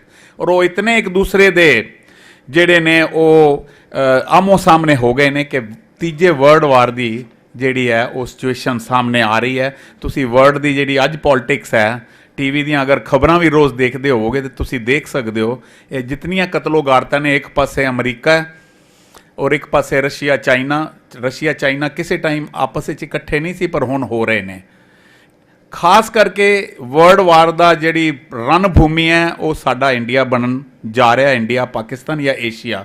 ਇੱਕ ਪਾਸੇ ਰਸ਼ੀਆ ਚਾਈਨਾ ਪਾਕਿਸਤਾਨ ਇੱਕ ਹੋ ਰਹੇ ਨੇ, ਅਸੀਂ ਅਮਰੀਕਾ ਦੇ ਨਾਲ ਜਾ ਰਹੇ ਹਾਂ। ਇਹ ਜਿਹੜੀ ਇਤਨੀ ਵੱਡੀ ਜਦੋਂ ਤੁਸੀਂ ਨੇੜਿਓਂ ਇਹਨੂੰ ਦੇਖੋਗੇ ਤਾਂ ਇਤਨੀ ਵੱਡਾ ਖਤਰਾ ਤੁਹਾਡੇ ਸਾਹਮਣੇ ਆ ਰਿਹਾ ਹੈ ਕਿ ਮੈਨੂੰ ਲੱਗਦਾ ਕਿ ਨੇਸਤੋ ਨਾਬੂਦ ਵਾਲੀ ਸਿਚੁਏਸ਼ਨ ਜਿਹੜੀ ਹੈ ਉਹ ਸਾਡੇ ਸਾਹਮਣੇ ਹੋਈ ਹੈ। ਪਰ ਹੁਣ ਸੋਚਣ ਵਾਲੀ ਗੱਲ ਹੈ ਕਿ ਜਿਹੜੀ ਭਟਕੀ ਹੋਈ ਇਹ ਮਨੁੱਖਤਾ ਹੈ, ਇਸ ਨੂੰ ਇਸ ਅੰਧਕਾਰ ਤੋਂ ਕਿਵੇਂ ਬਚਾਇਆ ਜਾਵੇ। ਅੱਜ ਦਾ ਦੌਰ ਦਾ ਇਹ ਭਖਦਾ ਹੋਇਆ ਮਸਲਾ ਹੈ ਔਰ ਵਰਲਡ ਦੇ ਵਿੱਚ ਵੱਡੇ ਵੱਡੇ ਮੈਗਜ਼ੀਨਾਂ ਦੇ ਵਿੱਚ ਇਹਦੀ ਚਿੰਤਾ ਜ਼ਾਹਿਰ ਕੀਤੀ ਜਾ ਰਹੀ ਹੈ ਔਰ ਚਿੰਤਨ ਹੋ ਰਿਹਾ ਹੈ। ਵੱਡੇ ਵੱਡੇ ਵਿਦਵਾਨ ਜਿਹੜੇ ਨੇ ਇਹਦੇ ਉੱਤੇ ਲੱਗੇ ਹੋਏ ਨੇ। ਪਰ ਜੇ ਅਸੀਂ ਬੜੇ ਛੋਟੇ ਲੈਵਲ ਤੋਂ ਅਗਰ ਸਮਝੀਏ ਇਸ ਗੱਲ ਨੂੰ, ਤਾਂ ਮੈਨੂੰ ਇਸ ਤਰ੍ਹਾਂ ਲੱਗਦਾ ਹੈ ਕਿ ਸਿਰਫ ਤੇ ਸਿਰਫ ਇਹਦਾ ਅਗਰ ਕੋਈ ਨਿਦਾਨ ਹੈ ਤਾਂ ਉਹ ਹੈ ਕਿ ਧਰਮ ਦਾ ਜਿਹੜਾ ਸਹਾਰਾ ਇੱਕ ਜਿਹੜਾ ਆਪਾਂ ਲੈ ਸਕਦੇ ਹਾਂ, ਧਰਮ ਹੀ ਸਹਾਰਾ ਬਣ ਸਕਦਾ ਹੈ ਇਸ ਐਡੀ ਵੱਡੀ ਪ੍ਰੋਬਲਮ ਦਾ। ਇਹ ਮਸਲੇ ਦਾ ਐਸਾ ਧਰਮ ਇਸ ਮਸਲੇ ਨੂੰ ਹੱਲ ਕਰ ਸਕਦਾ ਹੈ ਜਿਸ ਧਰਮ ਦੇ ਵਿੱਚ ਦੁਨੀਆ ਦੇ ਹਰ ਸਭਿਅਤਾ ਦੀ, ਹਰ ਭਾਸ਼ਾ ਦੀ, ਹਰ ਟਾਈਪ ਦੇ ਮਨੁੱਖ ਦੀ ਗੱਲ ਹੋਵੇ। ਔਰ ਐਸਾ ਧਰਮ ਗਲਤ ਜੇ ਕੋਈ ਮੈਂ ਕਹਿ ਸਕਦਾ, ਕਿਉਂਕਿ I am the custodian of Guru Granth Sahib, we are the custodian of Guru Granth, whole humanity is the custodian of Guru Granth Sahib which belongs to the whole universe, ਉਹ ਹੈ ਸ਼੍ਰੀ ਗੁਰੂ ਗ੍ਰੰਥ ਸਾਹਿਬ। ਪਰ ਅਸੀਂ ਦਾ ਕਸਟੋਡੀਅਨ ਆਫ ਗੁਰੂ ਗ੍ਰੰਥ ਸਾਹਿਬ, ਮੇਰੀ ਗੱਲ ਨੂੰ ਸਮਝਣਾ, ਗੁਰੂ ਗ੍ਰੰਥ ਸਾਹਿਬ ਦੇ ਮਤ ਨੂੰ ਗਵਾ ਬੈਠੇ ਹਾਂ ਤੇ ਗਵਾ ਰਹੇ ਹਾਂ। ਸਾਡੇ ਕੋਲ ਗੁਰੂ ਗ੍ਰੰਥ ਸਾਹਿਬ ਦੀ ਸਿੱਖਿਆਵਾਂ ਦਾ ਜਾਂ ਮਤ ਦਾ ਬਰਤਨ ਹੀ ਨਹੀਂ ਹੈ ਜਿਹਦੇ ਵਿੱਚ ਅਸੀਂ ਉਸ ਨੂੰ ਪਾ ਸਕੀਏ। ਥੋੜ੍ਹਾ ਜਿਹਾ ਸਿਰ ਨੀਵਾਂ ਕਰਕੇ ਸੋਚੀਏ, ਅਸੀਂ ਉਹ ਭਾਂਡੇ ਹਾਂ ਜੋ ਭਰੇ ਜਾਣ ਤੋਂ ਪਹਿਲਾਂ ਹੀ ਡੁੱਲ ਜਾਂਦੇ ਹਾਂ। ਮੈਨੂੰ ਪਤਾ ਨਹੀਂ ਕਿਉਂ ਲੱਗਦਾ ਹੈ ਕਿ ਗੁਰੂ ਗ੍ਰੰਥ ਸਾਹਿਬ ਅੱਜ ਪੂਰੀ ਦੁਨੀਆ ਦੇ ਵਿੱਚ ਨਹੀਂ ਹੈ, ਤਾਂ ਕਿੱਥੇ ਨਾ ਕਿੱਥੇ ਕਸੂਰਵਾਰ ਅਸੀਂ ਜੋ ਤੁਹਾਡੇ ਸਾਹਮਣੇ, ਅਸੀਂ ਸਾਰੇ ਲੋਕ, ਜ਼ਿਆਦਾ ਅਸੀਂ ਹਾਂ ਕਿ ਅਸੀਂ ਗੁਰੂ ਗ੍ਰੰਥ ਸਾਹਿਬ ਦੀ ਜਿਹੜੀ ਹੈ ਗੱਲ ਦੁਨੀਆ ਤੱਕ ਪਹੁੰਚਾ ਨਹੀਂ ਸਕੇ। ਔਰ ਵਿਦਵਾਨਾਂ ਨੇ ਤਾਂ ਗੁਰੂ ਗ੍ਰੰਥ ਸਾਹਿਬ ਨੂੰ ਲਾਈਟ ਹਾਊਸ ਆਫ ਹਿਊਮੈਨਿਟੀ ਕਿਹਾ ਸੀ, ਪਰ ਅਸੀਂ ਇਸ ਦੀ ਰੋਸ਼ਨੀ ਤੋਂ ਆਪ ਵੀ ਮਹਿਰੂਮ ਹਾਂ ਤੇ ਦੁਨੀਆ ਨੂੰ ਵੀ ਰੋਸ਼ਨ ਕਰਨ ਵਿੱਚ ਸਹਿਯੋਗ ਨਹੀਂ ਦੇ ਰਹੇ।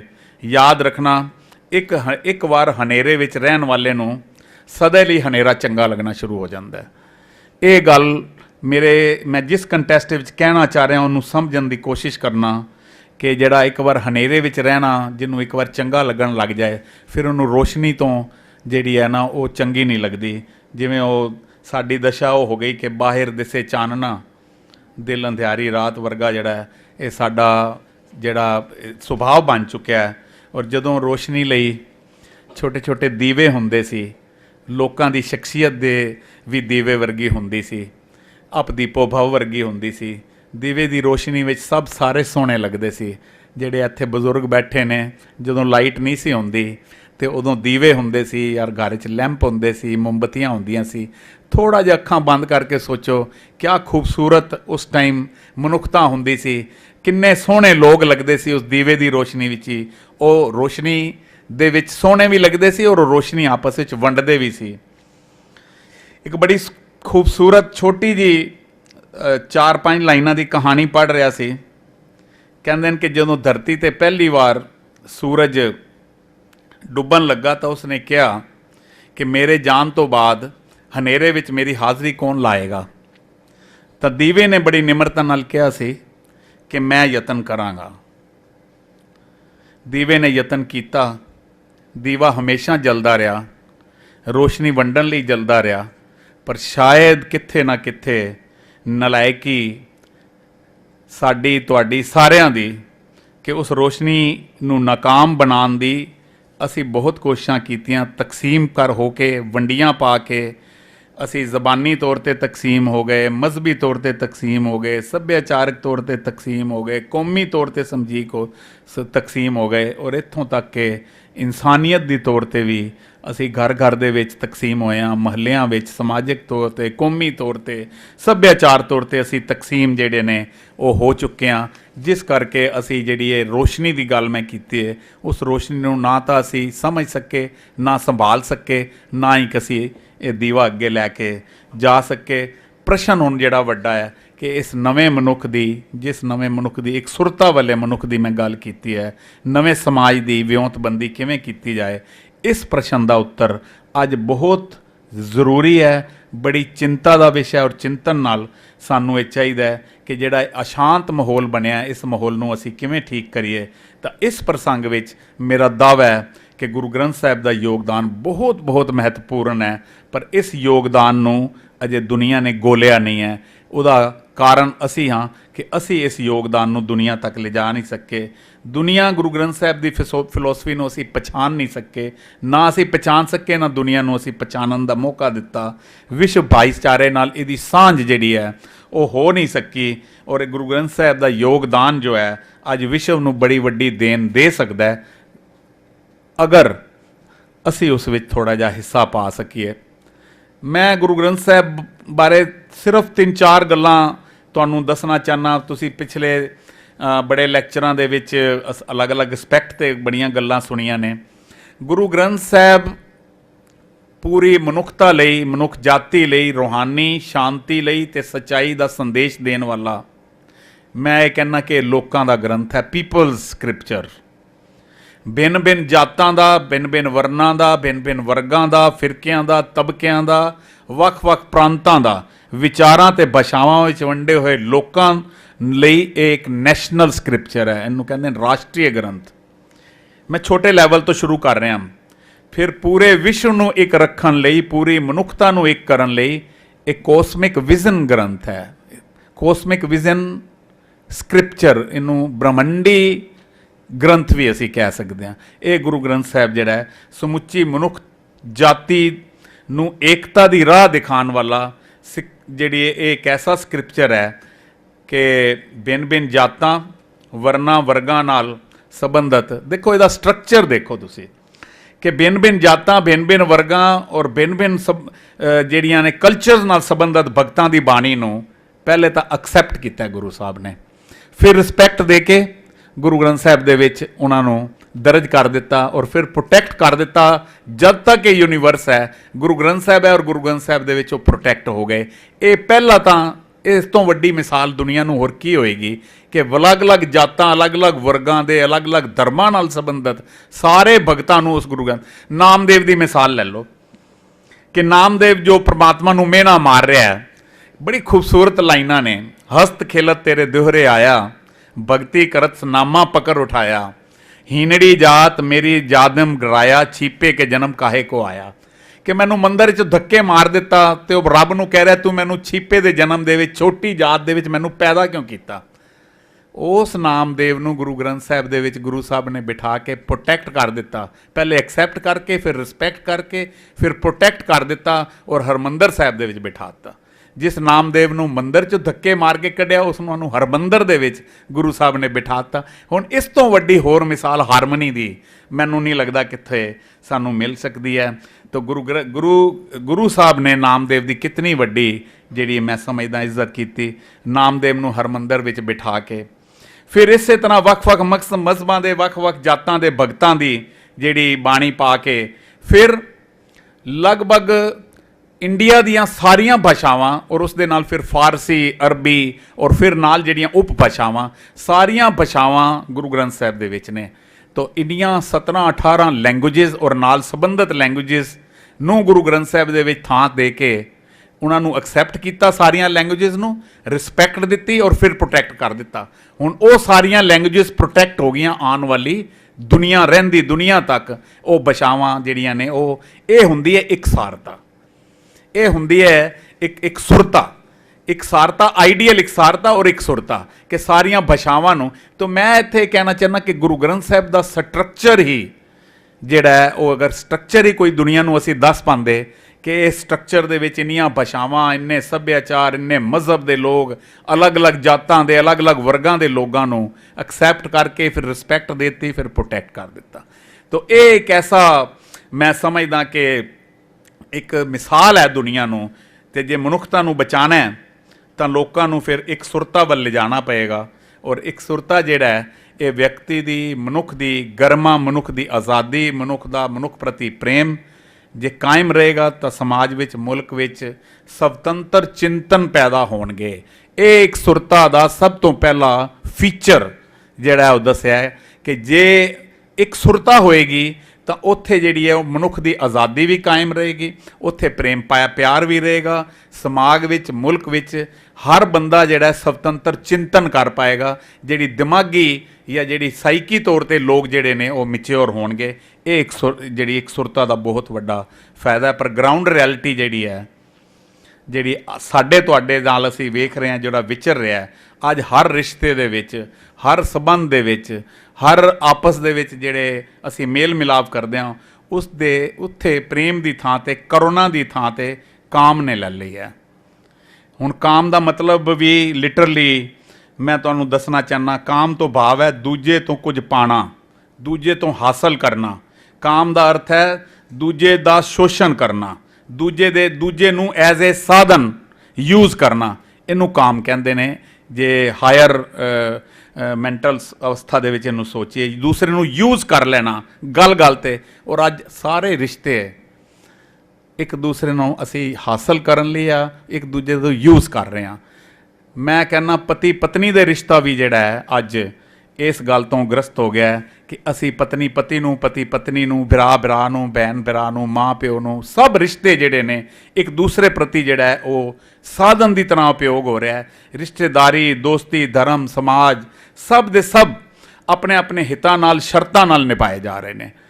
ਥੋੜ੍ਹਾ ਜਿਹਾ ਹੁਣ ਆਪਾਂ ਇੰਟਰਸੈਪਸ਼ਨ ਕਰੀਏ ਕਿ ਅਸੀਂ ਕੀ ਇਹੋ ਜਿਹੇ ਮਾਹੌਲ ਵਿੱਚ ਨਹੀਂ ਜੀ ਰਹੇ ਹਾਂ, ਚਾਹੇ ਉਹ ਆਪਣੇ ਘਰ ਵਿੱਚ ਆ, ਚਾਹੇ ਆਪਣੇ ਦੋਸਤੀ ਯਾਰੀ ਵਿੱਚ ਆ, ਚਾਹੇ ਸਮਾਜ ਵਿੱਚ ਆ, ਕਿ ਸਾਰੇ ਦੇ ਸਾਰੇ ਰਿਸ਼ਤਿਆਂ ਦੇ ਵਿੱਚ ਸ਼ਰਤਾਂ ਦੇ ਕੰਪਰੋਮਾਈਜ਼ ਰਿਲੇਸ਼ਨਸ਼ਿਪ ਜਿਹੜੇ ਨੇ ਉਹ ਅਸੀਂ ਸਾਰੇ ਕਰ ਰਹੇ ਹਾਂ। ਔਰ ਮਨੋਵਿਗਿਆਨੀ ਔਰ ਫਿਲੋਸਫਰ ਇਸ ਰਿਸ਼ਤੇ ਨੂੰ ਆਈ ਤੇ ਇਟ ਕਹਿੰਦੇ ਨੇ। ਇੱਥੇ ਇਟ ਜਿਹੜਾ ਹੈ ਕਿ ਮਨੁੱਖ ਨੂੰ ਐਜ਼ ਏ ਵਸਤੂ, ਐਜ਼ ਏ ਓਬਜੈਕਟ ਯੂਜ਼ ਕਰਨਾ, ਜਿਹੜਾ ਹੈ ਉਹ ਉਹਦੇ ਸੈਂਟੀਮੈਂਟਸ ਨੂੰ ਅਸੀਂ ਵਿਸਾਰ ਕੇ ਤੇ ਉਹਨੂੰ ਐਜ਼ ਏ ਓਬਜੈਕਟ ਜਾਂ ਐਜ਼ ਏ ਵਸਤੂ ਯੂਜ਼ ਕਰਨਾ, ਉਹ ਆਈ ਤੇ ਇਟ ਹੁੰਦਾ ਹੈ। ਤੇ ਇਸ ਤਰ੍ਹਾਂ ਜਿਹੜਾ ਸਾਰੇ ਰਿਸ਼ਤੇ ਜਿਹੜੇ ਨੇ ਇਹ ਮਤਲਬੀ ਰਿਸ਼ਤੇ ਬਣ ਗਏ। ਇਹ ਸਾਰੇ ਦੇ ਸਾਰੇ, ਮੈਂ ਅਕਸਰ ਇੱਥੇ ਕਹਿਣਾ ਕਿ ਪੁੱਤਰ ਪਿਓ ਨੂੰ ਕਹਿ ਰਿਹਾ ਪਾਪਾ ਆਪ ਕਬ ਮਰੋਗੇ, ਜਾਂ ਕਈ ਪੁੱਤਰ ਬੱਚੇ ਪਿਓ ਨੂੰ ਸਾਫ਼ ਕਹਿ ਰਹੇ ਨੇ ਪਾਪਾ ਡੋਂਟ ਪ੍ਰੀਚ ਅਸ। ਅਸੀਂ ਇੰਨੇ ਸਿਆਣੇ ਹੋ ਗਏ ਹਾਂ ਕਿ ਸਾਨੂੰ ਕੋਈ ਚੀਜ਼ ਸਮਝਾਉਣ ਦੀ ਜ਼ਰੂਰਤ ਨਹੀਂ ਹੈ। ਅੱਜ ਅਸੀਂ ਫੇਸ ਕਰ ਰਹੇ ਹਾਂ ਸਾਰੇ ਰਿਸ਼ਤੇ ਜਿਹੜੇ ਨੇ, ਜਿੰਨੇ ਵੀ ਰਿਸ਼ਤੇ ਨਾਤੇ ਨੇ, ਉਹ ਮੈਂ ਜਿਹੜੀ ਗੱਲ ਕੀਤੀ ਹੈ ਕਿ ਦੂਸਰੇ ਨੂੰ ਇਟ ਬਣਾਉਣ ਨਾਲ, ਜਿਹੜੀ ਓਬਜੈਕਟ ਬਣਾਉਣ ਨਾਲ ਨਾ ਤਾਂ ਸਤਿਕਾਰ ਉਹਦੇ ਵਿੱਚ ਹੁੰਦਾ, ਨਾ ਪ੍ਰੇਮ ਵਿੱਚ ਹੁੰਦਾ। ਔਰ ਆਪਣੀ ਸ਼ਕਤੀ ਨਾਲ, ਆਪਣੀ ਹੋਮੇ ਨਾਲ ਅਸੀਂ ਉਸ ਨੂੰ ਆਪਣਾ ਬਣਾਉਣ ਦੀ ਜਿਹੜੀ ਗੱਲ ਕਰਦੇ ਹਾਂ। ਔਰ ਇਸ ਨੂੰ ਗੁਰਬਾਣੀ ਦੇ ਵਿੱਚ ਬੜੇ ਖੂਬਸੂਰਤ ਸ਼ਬਦਾਂ ਵਿੱਚ ਇਸ ਨੂੰ ਆਸਕਤਾ ਕਿਹਾ ਗਿਆ। ਔਰ ਗੁਰੂ ਅਰਜਨ ਸਾਹਿਬ ਜੀ 1303 ਪੇਜ 'ਤੇ ਸ਼ਬਦ ਹੈਗਾ, ਮੈਨੂੰ ਬਹੁਤ ਚੰਗਾ ਲੱਗਿਆ ਕਿ ਬਿਖੇ ਰਸਿਓ ਆਸਤਕ ਮੂੜੇ ਕਾਹੇ ਸੁਖ ਮਾਨ। 1303 ਪੇਜ ਦੇ ਉੱਤੇ ਹੈ। ਇਹਦੀ ਜਦੋਂ ਸਾਰੇ ਤੁਸੀਂ ਇਸ ਸ਼ਬਦ ਦਾ ਮਤਲਬ ਪੜ੍ਹੋਗੇ ਨਾ ਕਿ what do you expect from corrupt pleasures you fool, what makes you think that they will bring peace, question mark ਹੈ ਕਿ ਕੀ ਤੂੰ ਇਸ ਤਰ੍ਹਾਂ ਸ਼ਾਂਤੀ ਪਾ ਲੇਗਾ। ਪ੍ਰੇਮ ਪਿਆਰ ਨਾਲ ਗੁਫ਼ਤਗੂ ਕਰਨ ਦੀ ਗੱਲ, ਡਾਇਲੋਗ ਕਰਨ ਦੀ ਗੱਲ ਵਾਰ-ਵਾਰ ਗੁਰੂ ਗ੍ਰੰਥ ਸਾਹਿਬ ਸਾਨੂੰ ਕਹਿ ਰਹੇ ਨੇ। ਪਰ ਫਿਰ ਨਾਲ ਕਹਿ ਰਹੇ ਨੇ ਕਿ ਇਹਦੇ ਵਿੱਚ ਸਮਝਾ ਸਾਨੂੰ ਇਹ ਰਹੇ ਨੇ ਕਿ ਪ੍ਰੇਮ ਪਿਆਰ ਨਾਲ ਜਿਹੜੀ ਗੁਫ਼ਤਗੂ ਲਈ ਦੂਸਰੇ ਦੀ ਚੋਣ ਨਹੀਂ ਕੀਤੀ ਜਾ ਸਕਦੀ ਕਿ ਮੈਂ ਇਹਦੇ ਨਾਲ ਹੀ ਪ੍ਰੇਮ ਕਰਨਾ, ਪ੍ਰੇਮ ਨਾਲ ਗੱਲ ਕਰਨੀ, ਇਹਦੇ ਨਾਲ ਨਹੀਂ ਕਰਨੀ।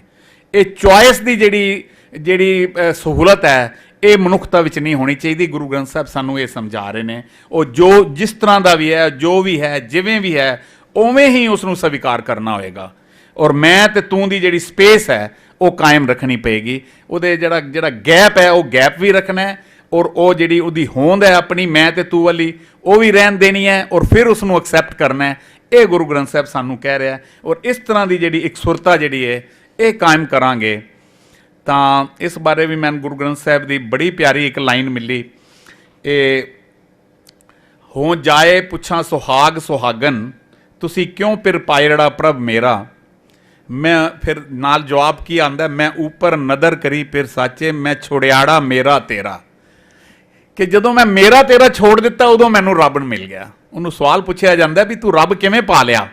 ਕਹਿੰਦਾ ਜਿਸ ਦਿਨ ਮੈਂ ਮੇਰਾ ਤੇਰਾ ਛੱਡਿਆ ਮੈਂ ਰੱਬ ਪਾ ਲਿਆ। ਇਹ ਪੇਜ 561 ਦੇ ਉੱਤੇ ਹੈ ਗੁਰੂ ਗ੍ਰੰਥ ਸਾਹਿਬ ਦੇ। ਹੁਣ ਇਸ ਨਾਲ ਮਿਲਦੀ ਜੁਲਦੀ ਮਹਾਤਮਾ ਬੁੱਧ ਪੜ੍ਹ ਰਿਹਾ ਸੀ ਤੇ ਮੈਨੂੰ ਬੁੱਧ ਦੀ ਇੱਕ ਲਾਈਨ ਮਿਲੀ, ਮੈਂ ਤੁਹਾਡੇ ਨਾਲ ਜ਼ਰੂਰ ਸ਼ੇਅਰ ਕਰਾਂਗਾ। ਮਹਾਤਮਾ ਬੁੱਧ ਕਹਿੰਦਾ ਹੈ ਕਿ if we see our self in others, ਕਿ ਜੇ ਅਗਰ ਦੂਜਿਆਂ ਵਿੱਚ ਅਸੀਂ ਆਪਣੇ ਆਪ ਨੂੰ ਦੇਖ ਲਈਏ ਤਾਂ ਫਿਰ ਕਹਿੰਦਾ then whom can we hurt, what harm can we do. ਜਿਸ ਦਿਨ ਅਸੀਂ ਦੂਜਿਆਂ ਵਿੱਚ ਆਪਣੇ ਆਪ ਨੂੰ ਦੇਖ ਲਵਾਂਗੇ ਨਾ ਤਾਂ ਅਸੀਂ ਕਿਸੇ ਦਾ ਕੋਈ ਨੁਕਸਾਨ ਕਰ ਸਕਾਂਗੇ ਨਾ ਉਹਨੂੰ ਹਰਟ ਕਰ ਸਕਾਂਗੇ। ਇਹੀ ਗੁਰੂ ਗ੍ਰੰਥ ਸਾਹਿਬ ਕਹਿ ਰਹੇ ਨੇ ਕਿ ਮੈਂ ਉੱਪਰ ਨਦਰ ਕਰੀ ਫਿਰ ਸਾਚੇ, ਮੈਂ ਛੋੜਿਆੜਾ ਮੇਰਾ ਤੇਰਾ, ਮੇਰੀ ਤੇਰੀ ਛੱਡ ਦਿੱਤੀ ਮੈਂ। ਇਹ ਜਿਹੜੀਆਂ ਗੱਲਾਂ ਅਗਰ ਅਸੀਂ ਦੂਸਰਿਆਂ ਵਿੱਚ ਆਪਣਾ ਅਕਸ ਆਪਣੇ ਆਪ ਨੂੰ ਦੇਖੀਏ ਤਾਂ ਅਸੀਂ ਕਿਸੇ ਦਾ ਨੁਕਸਾਨ ਨਹੀਂ ਕਰ ਸਕਾਂਗੇ, ਮੇਰ ਤੇਰ ਛੋੜਨੀ ਪਵੇਗੀ।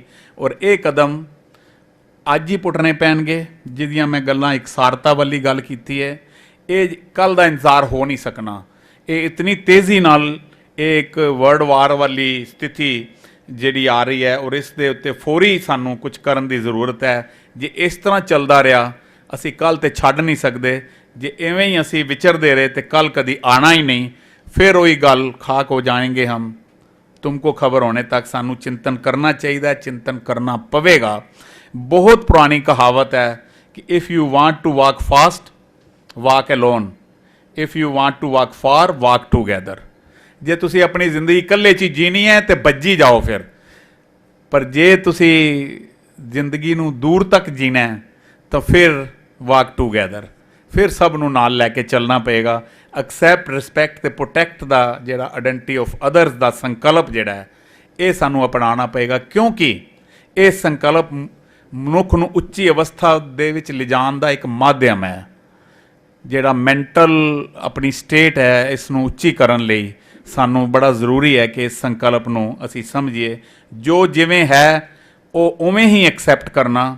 ਮੈਂ ਤੇ ਤੂੰ, ਆਈ ਐਂਡ ਯੂ ਦੇ ਵਿੱਚ ਦੀ ਸਪੇਸ ਰੱਖਦੇ ਹੋਏ, ਉਹਨੂੰ ਕਾਇਮ ਰੱਖਦੇ ਹੋਏ, ਉਸ ਅਦਰ ਨਾਲ, ਉਸ ਦੂਸਰੇ ਨਾਲ ਜਿਹੜਾ ਉਸ ਨੂੰ ਐਕਸੈਪਟ ਕਰਕੇ, ਰਿਸਪੈਕਟ ਕਰਕੇ ਫਿਰ ਉਹਨੂੰ ਪ੍ਰੋਟੈਕਟ ਕਰਨਾ। ਔਰ ਫਿਰ ਕਿਸੇ ਨੂੰ ਬੇਗਾਨਾ ਨਹੀਂ ਬਣਾਉਣਾ, ਕਿਸੇ ਨਾਲ ਵੈਰ ਨਹੀਂ ਕਰਨਾ।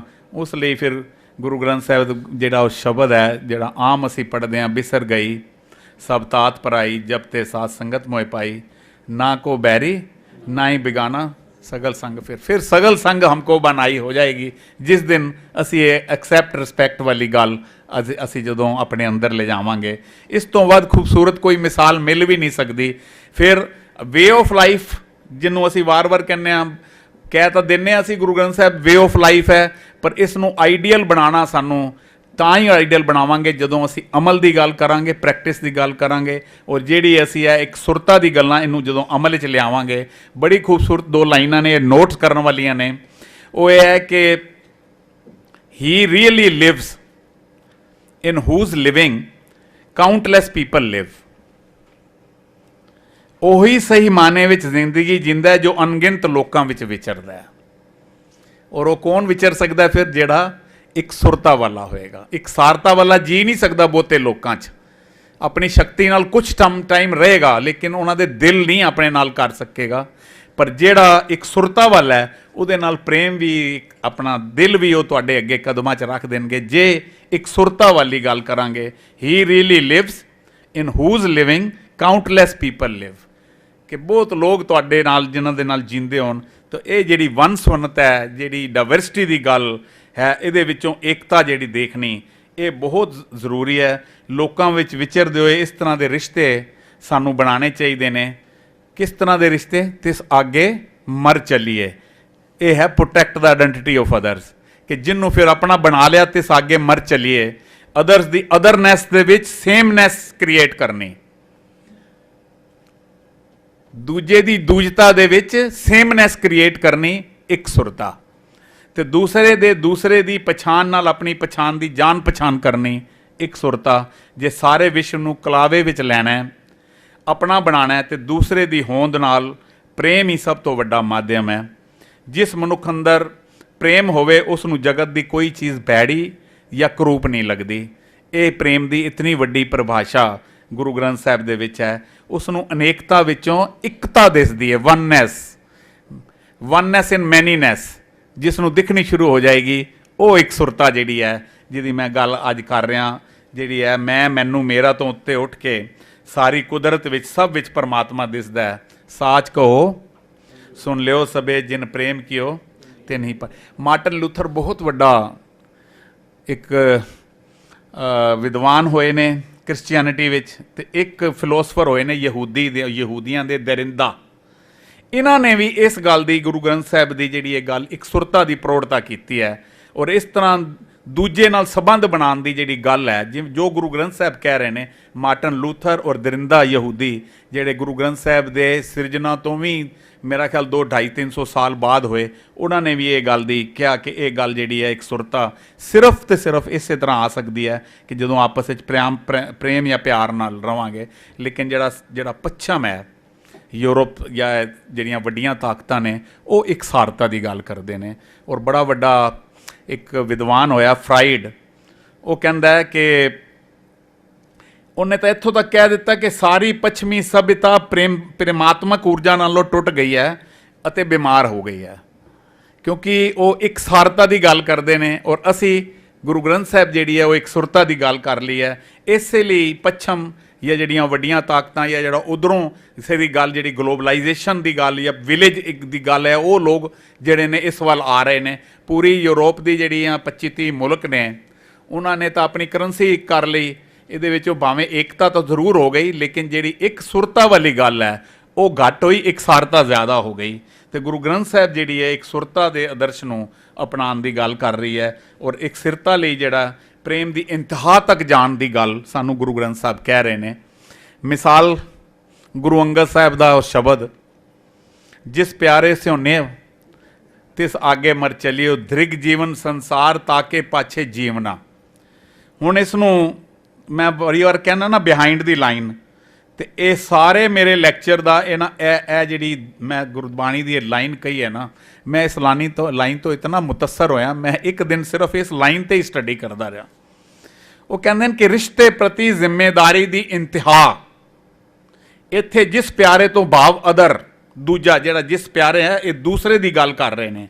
ਉਸ ਦੂਜੇ ਨੂੰ ਆਪਣਾ ਮੰਨਣਾ, ਉਸ ਨੂੰ ਰੋਸ਼ਨੀ ਦਾ ਸਰੋਤ ਮੰਨਣਾ, ਉਸ ਨਾਲ ਹੱਦ ਤੱਕ ਇੱਕ ਪ੍ਰੇਮ ਕਰਨਾ, ਔਰ ਫਿਰ ਉਸ ਲਈ ਤਿਸ ਆਗੇ ਮਰ ਚਲੀਏ, ਫਿਰ ਜ਼ਰੂਰਤ ਪਏ ਤਾਂ ਫਿਰ ਉਹਦੇ ਲਈ ਮਰ ਵੀ ਜਾ। ਇਹ ਹੈ ਇਕਸੁਰਤਾ ਦੀ ਇੰਤਹਾ। ਇਹ ਹੈ ਗੁਰੂ ਗ੍ਰੰਥ ਸਾਹਿਬ ਸਾਨੂੰ ਦੱਸ ਰਹੇ ਨੇ। ਇਹ ਸਾਨੂੰ ਨਹੀਂ, ਪੂਰੀ ਦੁਨੀਆ ਨੂੰ ਦੱਸ ਰਹੇ ਨੇ। ਪਰ ਹਰ ਵਿਅਕਤੀ ਜੀਵ ਤੋਂ ਲੈ ਕੇ ਪਰਮਾਤਮਾ ਤੱਕ ਫੈਲਿਆ ਹੋਇਆ, ਔਰ ਇਸ ਲਈ ਹਰ ਇੱਕ ਨੂੰ ਪ੍ਰੇਰਿਤ ਹੋਣਾ ਇਸ ਤੋਂ, ਔਰ ਇਸ ਹੱਦ ਤੱਕ ਪ੍ਰੇਰਿਤ ਹੋਣਾ ਕਿ ਜਾਨ ਦੀ ਪਰਵਾਹ ਵੀ ਨਹੀਂ ਕਰਨੀ। ਔਰ ਮਾਈਂਡ ਇਟ, ਮੈਂ ਵਾਰ-ਵਾਰ ਕਹਿਣਾ ਕਿ ਪੂਰਾ ਗੁਰੂ ਨਾਨਕ ਦੀ ਫਿਲੋਸਫੀ ਜਿਹੜੀ ਹੈ ਅਮਲ ਤੇ ਆਧਾਰਿਤ ਹੈ, ਪ੍ਰੈਕਟਿਸ ਤੇ ਆਧਾਰਿਤ ਹੈ। ਔਰ ਯਾਦ ਰੱਖਣਾ ਕਿ ਇਹ ਕੇਵਲ ਸਿਧਾਂਤ ਨਹੀਂ ਹੈ। ਮੈਂ ਗੁਰੂ ਗ੍ਰੰਥ ਸਾਹਿਬ ਦੀਆਂ ਜਿੰਨੀਆਂ ਲਾਈਨਾਂ ਦੱਸੀਆਂ ਨੇ, ਤੁਸੀਂ ਜਦੋਂ ਵੀ ਗੁਰੂ ਗ੍ਰੰਥ ਸਾਹਿਬ ਪੜ੍ਹਦੇ ਹੋ, ਇਹ ਸਿਧਾਂਤ ਨਹੀਂ ਹੈ, ਇਹ ਅਮਲ ਵੀ ਹੈ, ਅਭਿਆਸ ਵੀ ਹੈ ਤੇ ਸਿਧਾਂਤ ਵੀ ਹੈ। ਇਹ ਤਿੰਨੋਂ ਚੀਜ਼ਾਂ ਸਾਨੂੰ ਦੱਸੀਆਂ ਗਈਆਂ ਨੇ। ਅਸੀਂ ਹੋ ਕੀ ਰਿਹਾ ਕਿ ਅਸੀਂ ਸਿਰਫ ਗੁਰਬਾਣੀ ਨੂੰ, ਸਿਧਾਂਤ ਨੂੰ ਸਿਰਫ ਪੜ੍ਹ ਰਹੇ ਹਾਂ, ਤੇ ਅਮਲ ਤੇ ਜਿਹੜਾ ਅਭਿਆਸ ਹੈ ਇਸ ਨੂੰ ਅਸੀਂ ਮਨਫੀ ਕੀਤਾ ਹੋਇਆ। ਇਸ ਗੱਲ ਨੂੰ ਅਸੀਂ ਧਿਆਨ ਰੱਖੀਏ ਕਿ ਅਦਰ ਦੀ ਅਦਰਨੈਸ ਵਿੱਚ ਗੁਣ ਹੁੰਦੇ ਨੇ, ਹਰ ਇੱਕ ਦੇ ਵਿੱਚ ਕੁਝ ਨਾ ਕੁਝ ਗੁਣ ਹੁੰਦੇ ਨੇ। ਸਾਨੂੰ ਜਿਹੜੀ ਵਡਿਆਈਆਂ ਜਿਹੜੀਆਂ ਨੇ ਅਦਰਸ ਦੀਆਂ, ਉਹਨਾਂ ਵਡਿਆਈਆਂ ਨੂੰ ਵੰਡਣਾ ਆਪਸ ਵਿੱਚ, ਸਭ ਵਿੱਚ ਇਕਸਾਰਤਾ ਲਿਆਉਣ ਲਈ। इस ਲਈ गुरु साहब सानू वार वार ਜਿਹੜੀ ਗੱਲ ਇਹ ਸਮਝਾ ਰਹੇ ਨੇ ਕਿ ਸਭੇ ਜੀ ਸੰਭਾਲ ਆਪਣੀ ਮਿਹਰ ਕਰ। ਹੁਣ ਅਗਲੀ ਲਾਈਨ ਨੂੰ ਥੋੜਾ ਜਿਹਾ ਧਿਆਨ ਨਾਲ ਸਮਝਣਾ। ਅੰਨ ਪਾਣੀ ਮੁੱਚ ਉਪਾਏ ਦੁੱਖ ਦਾਲਤ ਬਨ ਤਰ, ਕਿ ਅੰਨ ਪਾਣੀ ਤੇ ਮੁੱਚ ਉਪਾਏ। ਹੁਣ ਦੇਖੋ ਇਹ ਕੋਈ ਕਿਸੇ ਇੱਕ ਜਾਤ ਲਈ ਜਾਂ ਇੱਕ ਖਾਸ ਪਾਰਟਿਕੂਲਰ ਮਨੁੱਖ ਲਈ ਗੱਲ ਨਹੀਂ ਕੀਤੀ ਗੁਰੂ ਸਾਹਿਬ ਨੇ। ਪੂਰੀ ਦੁਨੀਆ ਦੇ ਵਿੱਚ ਉਹ ਕਹਿ ਰਹੇ ਨੇ ਕਿ you produce corn and water in abundance. ਬੇਮਿਸਾਲ ਐਬੂਡੈਂਸ ਹੁੰਦਾ ਬੇਅੰਤ, ਬੇਅੰਤ ਤੂੰ ਚੀਜ਼ਾਂ ਜਿਹੜੀਆਂ ਨੇ ਉਤਪੰਨ ਕਰ ਦਿੱਤੀਆਂ ਨੇ ਔਰ ਹਰ ਮਨੁੱਖ ਲਈ ਕਰ ਦਿੱਤੀਆਂ ਨੇ। You eliminated pain and poverty and carry all being across. ਬਈ ਇਹਨਾਂ ਦੀ ਜਿਹੜੀਆਂ ਪੇਨਸ ਨੇ, ਇਹਨਾਂ ਦੀ ਜਿਹੜੀ ਗਰੀਬੀ ਹੈ, ਇਹਨਾਂ ਨੂੰ ਅੰਨ ਪਾਣੀ ਸਭ ਕੁਝ ਦੇ, ਪੂਰੀ ਮਨੁੱਖਤਾ ਨੂੰ ਦੇ। ਇਹ ਗੁਰੂ ਗ੍ਰੰਥ ਸਾਹਿਬ ਕਹਿ ਰਹੇ ਨੇ। ਇਹ ਗੱਲ ਹੁਣ ਸਾਨੂੰ ਦੁਨੀਆ ਤੱਕ ਪਹੁੰਚਾਉਣੀ ਚਾਹੀਦੀ ਸੀ, ਜਿਹੜੀ ਅਸੀਂ ਕਿਸੇ ਤਰੀਕੇ ਜਿਹੜੀ ਗੱਲ ਨਹੀਂ ਕਰ ਸਕੇ। ਕੇਵਲ ਆਪਣੇ ਦੇਸ਼ ਧਰਮ ਜਾਂ ਕਬੀਲੇ ਦੇ ਹਿੱਤਾਂ ਦੀ ਪਾਲਣਾ ਲਈ ਗੱਲ ਉਹ ਕਰ ਹੀ ਨਹੀਂ ਰਹੇ ਗੁਰੂ ਸਾਹਿਬ, ਪੂਰੀ ਮਨੁੱਖਤਾ ਦੀ, ਪੂਰੀ ਯੂਨੀਵਰਸਾਂ ਦੀ ਕਰ ਰਹੇ ਨੇ। ਔਰ ਫਿਰ ਜਦੋਂ ਕਹਿ ਰਹੇ ਨੇ ਜਗਤ ਜਗਤ ਜਲੰਦਾ ਰੱਖ ਲੈ ਆਪਣੀ ਕਿਰਪਾ ਧਾਰ, ਜਿਤ ਦੁਆਰੇ ਉਬਰੇ ਤਿੱਤੇ ਲੈ ਉਬਾਰ। ਵੀ ਹੇ ਪ੍ਰਭੂ ਸਾੜ ਰਹੇ ਸੰਸਾਰ ਨੂੰ ਆਪਣੀ ਮਿਹਰ ਕਰ ਔਰ ਬਚਾ ਸਾਰੇ ਸੰਸਾਰ ਨੂੰ, ਜਿਸ ਵੀ ਤਰੀਕੇ ਨਾਲ ਇਹ ਬਚ ਸਕਦਾ ਹੋਵੇ ਬਚਾ। ਜਦੋਂ ਸੰਸਾਰ ਨੂੰ ਬਚਣ ਦੀ ਗੱਲ ਕਰ ਰਹੇ ਉਹ ਕਿਸੇ ਖਾਸ ਇੰਡੀਆ ਦੇ ਮਨੁੱਖ ਲਈ ਨਹੀਂ, ਪੰਜਾਬ ਦੇ ਮਨੁੱਖ ਲਈ ਨਹੀਂ ਸੀ ਕਰ ਰਹੇ, ਉਹ ਪੂਰੀ ਦੁਨੀਆ ਦੀ ਮਨੁੱਖਤਾ ਨੂੰ ਬਚਾਉਣ ਦੀ ਜਦੋਂ ਗੱਲ ਕਰ ਰਹੇ ਨੇ ਤਾਂ ਕਿੱਥੇ ਨਾ ਕਿੱਥੇ ਗੁਰੂ ਗ੍ਰੰਥ ਸਾਹਿਬ ਬਿਲੋਂਗਸ ਟੂ ਹੋਲ ਹਿਊਮੈਨਿਟੀ। ਇਹ ਹੈ ਇਕਸਾਰਤਾ ਦੀ ਇੰਤਹਾ। ਇਸ ਇਕਸਾਰਤਾ ਨੂੰ ਸਾਨੂੰ ਚਾਹੀਦਾ ਸੀ ਕਿ ਅਸੀਂ ਦੁਨੀਆ ਤੱਕ ਲੈ ਜਾਂਦੇ। ਗੁਰੂ ਗ੍ਰੰਥ ਸਾਹਿਬ ਦੇ ਵਿੱਚ 4 ਪਦਾਰਥਾਂ ਦੀ ਗੱਲ ਹੈ। ਧਰਮ ਅਰਥ ਕਾਮ ਮੋਕਸ਼ 4 ਪਦਾਰਥ ਹੁੰਦੇ ਨੇ। ਧਰਮ ਹੁੰਦਾ ਹੈ ਰਾਈਟਸਨੈਸ, ਅਰਥ ਇਕਨੋਮਿਕਸ, ਪਰ ਜਿਹੜੀ ਗੁਰੂ ਗ੍ਰੰਥ ਸਾਹਿਬ ਦੀ ਇਕਨੋਮਿਕਸ ਹੈ, ਇਕਨੋਮਿਕਸ ਵਿਦ ਐਥਿਕਸ ਦੀ ਗੱਲ ਹੈ, ਵਿਕਾਸ ਵਾਲੀ। ਕਾਮ ਪੈਸ਼ਨ ਔਰ ਮੋਕਸ਼ ਜਿਹੜਾ ਹੈ ਲਿਬਰੇਸ਼ਨ ਹੈ। ਗੁਰੂ ਗ੍ਰੰਥ ਸਾਹਿਬ ਦਾ ਜਿਹੜਾ ਮੋਕਸ਼ ਹੈ ਉਹ ਵੱਖਰਾ ਹੈ। ਐਸਾ ਮੋਕਸ਼ ਨਹੀਂ ਜੋ ਮਨੁੱਖ ਨੂੰ ਸਮਾਜ ਤੋਂ ਤੋੜਦਾ ਹੈ, ਐਸਾ ਮੋਕਸ਼ ਜੋ ਸਮਾਜ ਵਿੱਚ ਵਿਚਰਦੇ ਹੋਏ, ਲਾਈਫ ਨੂੰ ਜੀਂਦੇ ਹੋਏ ਜਿਹੜਾ ਮੁਕਤ ਹੋਣਾ ਹੈ। ਗੁਰੂ ਗ੍ਰੰਥ ਸਾਹਿਬ ਉਸ ਮੋਕਸ਼ ਦੀ ਗੱਲ ਕਰ ਰਹੇ ਨੇ। ਨਾਨਕ ਸਤਿਗੁਰ ਭੇਟੀਏ ਪੂਰੀ ਹੋਵੇ ਜੁਗਤ, ਹਸੰਦਿਆਂ ਖਿਲੰਦਿਆਂ ਪਿਨੰਦਿਆਂ ਖਵੰਦਿਆਂ ਵਿੱਚੇ ਹੋਵੇ ਮੁਕਤ। ਇਸ ਮੁਕਤੀ ਦੀ ਗੱਲ ਗੁਰੂ ਸਾਹਿਬ ਕਰ ਰਹੇ ਨੇ। ਐਸੇ ਸਮਾਜ ਦੇ ਸਿਰਜਣ ਦੀ ਗੱਲ ਕੀਤੀ ਜਿੱਥੇ ਸਭ ਦੀ ਆਪਣੀ ਆਪਣੀ ਹੋਂਦ ਦੀ ਹਿਫਾਜ਼ਤ ਹੋ ਸਕੇ, ਕੋਈ ਵੀ ਕਿਸੇ ਨਾਲ ਵੀ ਕਿਸੇ ਕਿਸਮ ਦੀ ਵੀ ਕਦੇ ਵੀ ਭੇਦਭਾਵ ਨਾ ਕਰ ਸਕੇ। ਇਹ ਗੁਰੂ ਗ੍ਰੰਥ ਸਾਹਿਬ ਦੇ ਵਿੱਚ ਵਾਰ-ਵਾਰ ਸਾਨੂੰ ਕਿਹਾ ਕਿ ਪਰ ਜੇ ਕਿੱਥੇ ਭੇਦਭਾਵ ਹੋਇਆ ਤਾਂ ਉੱਥੇ ਵੀ ਗੁਰੂ ਗ੍ਰੰਥ ਸਾਹਿਬ ਵਿੱਚ ਜੇ ਪੂਰੀ ਤੁਹਾਨੂੰ ਉਹਦੇ ਇੰਸਟੈਂਸਿਸ ਮਿਲਣਗੇ ਗੁਰੂ ਸਾਹਿਬ ਨੇ ਉਹਨੂੰ ਟੋਕਿਆ, ਚਾਹੇ ਉਹ ਪੋਲੀਟੀਕਲ ਸੀ, ਚਾਹੇ ਉਹ ਧਾਰਮਿਕ ਸੀ, ਚਾਹੇ ਸਮਾਜਿਕ ਸੀ। ਜਦੋਂ ਉਹ ਕਹਿ ਰਹੇ ਨੇ ਰਾਜੇਸ਼ੀ ਮੁਕੱਦਮ ਕੁੱਤੇ, ਪੋਲੀਟੀਕਲ ਰਾਜੇ ਜ਼ੁਲਮ ਕਰ ਰਹੇ ਨੇ, ਗੁਰੂ ਸਾਹਿਬ ਨੇ ਬਾਬਰ ਨੂੰ ਜਾਬਰ ਕਹਿ ਦਿੱਤਾ। ਗੁਰੂ ਗ੍ਰੰਥ ਸਾਹਿਬ ਪੋਲੀਟੀਕਲ ਵੀ ਜਿਹੜੀ ਹੈ ਅਵੇਅਰਨੈਸ ਰੱਖਦੇ ਹੋਏ ਉਹਨਾਂ ਨੂੰ ਬਾਬਰ ਨੂੰ ਜਾਬਰ ਕਹਿ ਰਹੇ ਨੇ, ਰਾਜੇਸ਼ੀ ਮੁਕੱਦਮ ਕਹਿ ਰਹੇ ਨੇ। ਜੇ ਧਾਰਮਿਕ ਭੇਦਭਾਵ ਹੋਇਆ ਤਾਂ ਉਹਨਾਂ ਨੇ ਕਿਹਾ ਸਰਮ ਧਰਮ ਦੋਏ ਛੱਪ ਖਲੋਏ ਕੂੜ ਫਿਰੇ ਪ੍ਰਧਾਨ ਵੇ ਲਾਲੋ। ਜੇ ਸਮਾਜਿਕ ਹੋਇਆ ਹੱਕ ਭਰਾਇਆ ਨਾਨਕਾ ਉਸ ਸੂਰ ਉਸ ਗਾਏ। 2 ਸੁਸਾਇਟੀਆਂ ਜਿਹੜੀਆਂ ਨੇ ਉਹ ਇੱਥੇ ਇਸ ਧਰਤੀ ਦੇ ਉੱਤੇ ਜਿਹੜਾ ਪ੍ਰਭਾਵ ਰੱਖਦੀਆਂ ਸੀ, ਇੱਕ ਇਸਲਾਮ ਔਰ ਇੱਕ ਹਿੰਦੂਇਜ਼ਮ, ਉਸ ਸੂਰ ਉਸ ਗਾਏ ਕਹਿ ਦਿੱਤਾ। ਇਸ ਤਰ੍ਹਾਂ ਗੁਰੂ ਸਾਹਿਬ ਨੇ ਉਸ ਸਮੇਂ ਦੇ ਹਨੇਰੇ ਵਿੱਚ ਇੱਕ ਮਾਰਗਦਰਸ਼ਨ ਦਿੱਤਾ ਔਰ ਡਾਇਵਰਸਿਟੀ ਨੂੰ ਸਵੀਕਾਰ ਕਰਨ ਲਈ ਵਾਰ-ਵਾਰ ਗੱਲ ਕੀਤੀ। ਏਕ ਹੈ ਅਨੇਕ ਹੈ, ਅਨੇਕ ਹੈ ਫਿਰ ਏਕ ਹੈ। ਫਿਰ ਦੂਸਰੇ ਦੀ ਹੋਂਦ ਨੂੰ ਸਵੀਕਾਰਨਾ, ਸਤਿਕਾਰਨਾ ਤੇ ਰੱਖਿਆ ਕਰਨ ਦੇ ਸਿਧਾਂਤ ਦੀ ਜਿਹੜੀ ਗੱਲ ਹੈ ਉਸ ਦੇ ਵਿਚਾਰ ਨੂੰ ਪ੍ਰਤਿਪਾਦਨ ਕਰਦਿਆਂ ਹੋਇਆਂ ਗੁਰੂ ਸਾਹਿਬ ਨੇ ਪੂਰੇ ਬ੍ਰਹਮੰਡ ਨੂੰ, ਯੂਨੀਵਰਸ ਨੂੰ, ਕਹਿ ਲਈਏ ਕਿ ਵਿਸ਼ਵ ਨੂੰ ਇੱਕ ਐਸੇ ਸ਼ਹਿਰ ਬਣਾਉਣ ਦੀ ਗੱਲ ਕੀਤੀ ਜਿਹੜਾ ਬੇਗਮਪੁਰਾ ਸ਼ਹਿਰ ਦੀ ਗੱਲ ਕੀਤੀ ਹੈ। ਯਾਰ ਉਹ ਬੜਾ ਕਮਾਲ ਦਾ ਸ਼ਬਦ ਹੈ।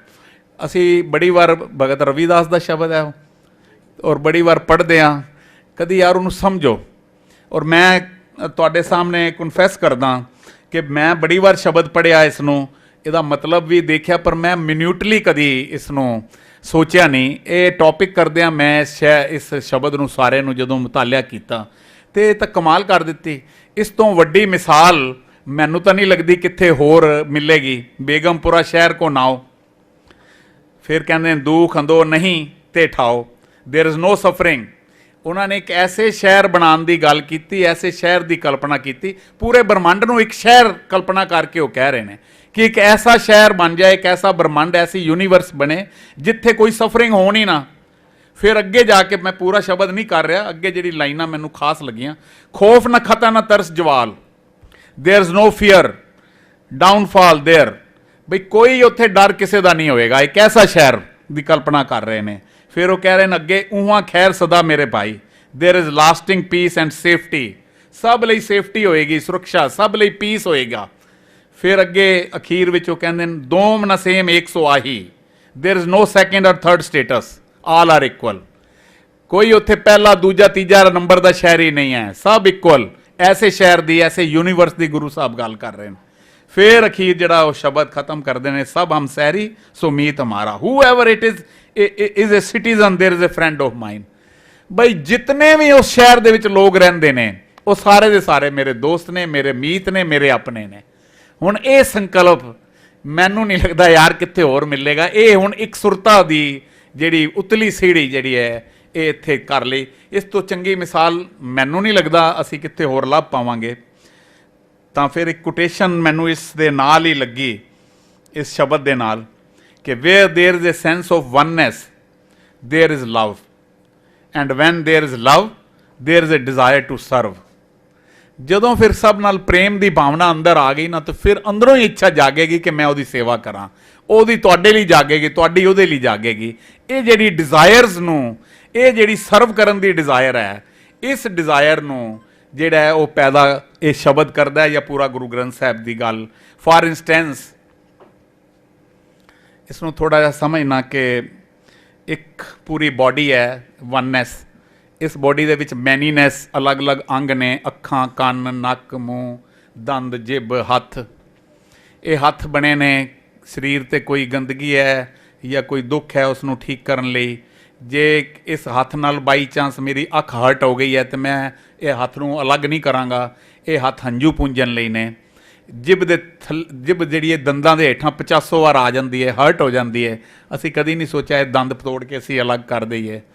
ਤੇ ਕਦੀ ਹੁਣ ਇਹ ਹੈ ਵਨਨੈਸ ਇਨ ਮੈਨੀਨੈਸ। ਬਾਡੀ ਨੂੰ ਅਗਰ ਇੱਕ ਵਾਰ ਦੇਖੀਏ ਤਾਂ ਕਦੀ ਇਹ ਸੋਚੋ ਕਿ ਸਾਰੀ ਯੂਨੀਵਰਸ, ਇਹ ਸਾਰਾ ਕ੍ਰੀਏਸ਼ਨ ਉਸ ਕ੍ਰੀਏਟਰ ਦੀ ਬਾਡੀ ਹੈ। ਅਸੀਂ ਉਸ ਕ੍ਰੀਏਟਰ ਦੇ ਅਲੱਗ-ਅਲੱਗ ਅੰਗ ਹਾਂ। ਜੇ ਮੇਰਾ ਉਸਨੇ ਨੁਕਸਾਨ ਕੀਤਾ ਤੇ ਸਾਨੂੰ ਕੋਈ ਹੱਕ ਨਹੀਂ ਹੈ, ਜਾਂ ਰੱਬ ਨੂੰ ਕੀ ਹੱਕ ਹੋਏਗਾ ਕਿ ਇਸ ਨੇ ਉਸਦਾ ਨੁਕਸਾਨ ਕੀਤਾ ਤੇ ਇਹਨੂੰ ਮੈਂ ਦੁਨੀਆ ਤੋਂ ਚੁੱਕ ਲਵਾਂ। ਇਸ ਤਰ੍ਹਾਂ ਅਗਰ ਜਿਸ ਦਿਨ ਅਸੀਂ ਜੋ ਬਰਮੰਡੇ ਸੋਈ ਪਿੰਡੇ ਦੀ ਗੱਲ ਸਾਡੇ ਮਨ ਵਿੱਚ ਵਨਨੈਸ ਤੋਂ ਮੈਨੀਨੈਸ ਵੱਲੀ ਆਏਗੀ, ਕੋਈ ਕਿਸੇ ਨੂੰ ਫਿਰ ਹਰਟ ਨਹੀਂ ਕਰੇਗਾ, ਕੋਈ ਕਿਸੇ ਨੂੰ ਜੋ ਹੈ ਉਹ ਤੰਗ ਨਹੀਂ ਕਰੇਗਾ, ਕੋਈ ਕਿਸੇ ਦਾ ਹੱਕ ਨਹੀਂ ਖੋਏਗਾ। ਫਿਰ ਸਭ ਜਿਸ ਦਿਨ ਇਹ ਭਾਵਨਾ ਆ ਗਈ ਕਿ ਇਹ ਸਾਰਾ ਉਸ ਬ੍ਰਹਮੰਡ ਜਿਹੜਾ ਹੈ ਉਸ ਪਰਮਾਤਮਾ ਦਾ ਹੈ, ਜਿਹੜੀ ਗੁਰੂ ਨਾਨਕ ਨੇ ਏਕ ਓਂਕਾਰ ਦਾ ਕੰਸੈਪਟ ਦਿੱਤਾ, ਉਹ ਵਨਨੈਸ ਦਾ ਹੀ ਕੰਸੈਪਟ ਸੀ। ਪਰ ਮੈਂ ਇਸ ਵਨਨੈਸ ਦੇ ਕੰਸੈਪਟ ਨੂੰ ਅਸੀਂ ਰੋਜ਼ ਪੜ੍ਹਦੇ ਹਾਂ, ਮੂਲ ਮੰਤਰ ਹਜ਼ਾਰਾਂ ਵਾਰ ਪੜ੍ਹਦੇ ਹਾਂ, ਜਪਜੀ ਸਾਹਿਬ 5 ਪੌੜੀਆਂ ਪਤਾ ਨਹੀਂ ਕਿਤਨੀ ਵਾਰ, ਕਰੋੜਾਂ ਵਾਰ ਪੜ੍ਹ ਚੁੱਕੇ ਹੋਵਾਂਗੇ, ਪਰ ਅਸੀਂ ਇਹਨੂੰ ਸ਼ਾਇਦ ਅਸੀਂ ਇਹਨੂੰ ਸਮਝ ਨਹੀਂ ਰਹੇ। ਅੱਜ ਲੋੜਵੰਦਾਂ ਦੀ ਜਾਂ ਜ਼ਰੂਰਤਮੰਦਾਂ ਦੀ ਸੇਵਾ ਇਸ ਲਈ ਨਹੀਂ ਹੋ ਰਹੀ ਕਿਉਂਕਿ ਵਨਨੈਸ ਦੀ ਭਾਵਨਾ ਸਾਡੇ ਵਿੱਚ ਨਹੀਂ ਆ ਸਕੀ। ਗੁਰੂ ਸਾਹਿਬ ਨੇ ਇਹ ਵਿਜ਼ਨ ਪੂਰੀ ਮਨੁੱਖਤਾ ਤੱਕ ਪਹੁੰਚਾਉਣਾ ਚਾਹੁੰਦੇ ਸੀ, ਪਰ ਅਸੀਂ ਇਹ ਬਾਣੀ ਰਾਹੀਂ, ਗੁਰੂ ਅਰਜਨ ਸਾਹਿਬ ਦਾ ਵੀ ਇੱਕ ਸ਼ਬਦ ਹੈ, ਮੈਂ ਨਾਨਾ ਰੂਪ ਨਾਨਾ ਜਾ ਕੇ ਰੰਗ, ਨਾਨਾ ਭੇਖ ਕਰੇ ਇੱਕ ਰੰਗ। ਫਿਰ ਅਖੀਰ ਵਿੱਚ ਕਹਿੰਦੇ ਨੇ, ਸਭ ਘਟ ਤਿਸ ਕੇ ਸਭ ਤਿਸ ਕੇ ਠਾਓ, all hearts are his and all places are his. ਇਹ ਜਿਹੜੀ ਵਨਨੈਸ ਦੀ ਗੱਲ ਕੀਤੀ ਹੈ, ਇਸ ਵਨਨੈਸ ਦੇ ਵਿੱਚ ਕਿੱਥੇ ਨਾ ਕਿੱਥੇ ਅਸੀਂ ਉਸ ਨੂੰ ਸਮਝ ਨਹੀਂ ਪਾ ਰਹੇ। ਜੇ ਅਸੀਂ ਸਮਝ ਪਾਉਂਦੇ ਤਾਂ ਅਸੀਂ ਘੱਟ ਤੋਂ ਘੱਟ ਆਪਸ ਦੇ ਵਿੱਚ ਪ੍ਰੇਮ ਪਿਆਰ ਨਾਲ ਰਹਿੰਦੇ। ਅੱਜ ਜਦੋਂ ਅਸੀਂ ਆਪਣੀ ਕੌਮੀ ਤੌਰ 'ਤੇ ਵੀ ਦੇਖਦੇ ਹਾਂ, ਸਮਾਜਿਕ ਤੌਰ 'ਤੇ ਦੇਖਦੇ ਹਾਂ, ਅਸੀਂ ਕਿਤਨੇ ਵੰਡੇ ਹੋਏ ਹਾਂ, ਕਿਤਨੇ ਤਕਸੀਮ ਹੋਏ ਹਾਂ। ਜ਼ਰਾ ਥੋੜ੍ਹਾ ਜਿਹਾ ਸਿਰ ਨੀਵਾਂ ਕਰਕੇ ਇਹਨੂੰ ਸੋਚੀਏ।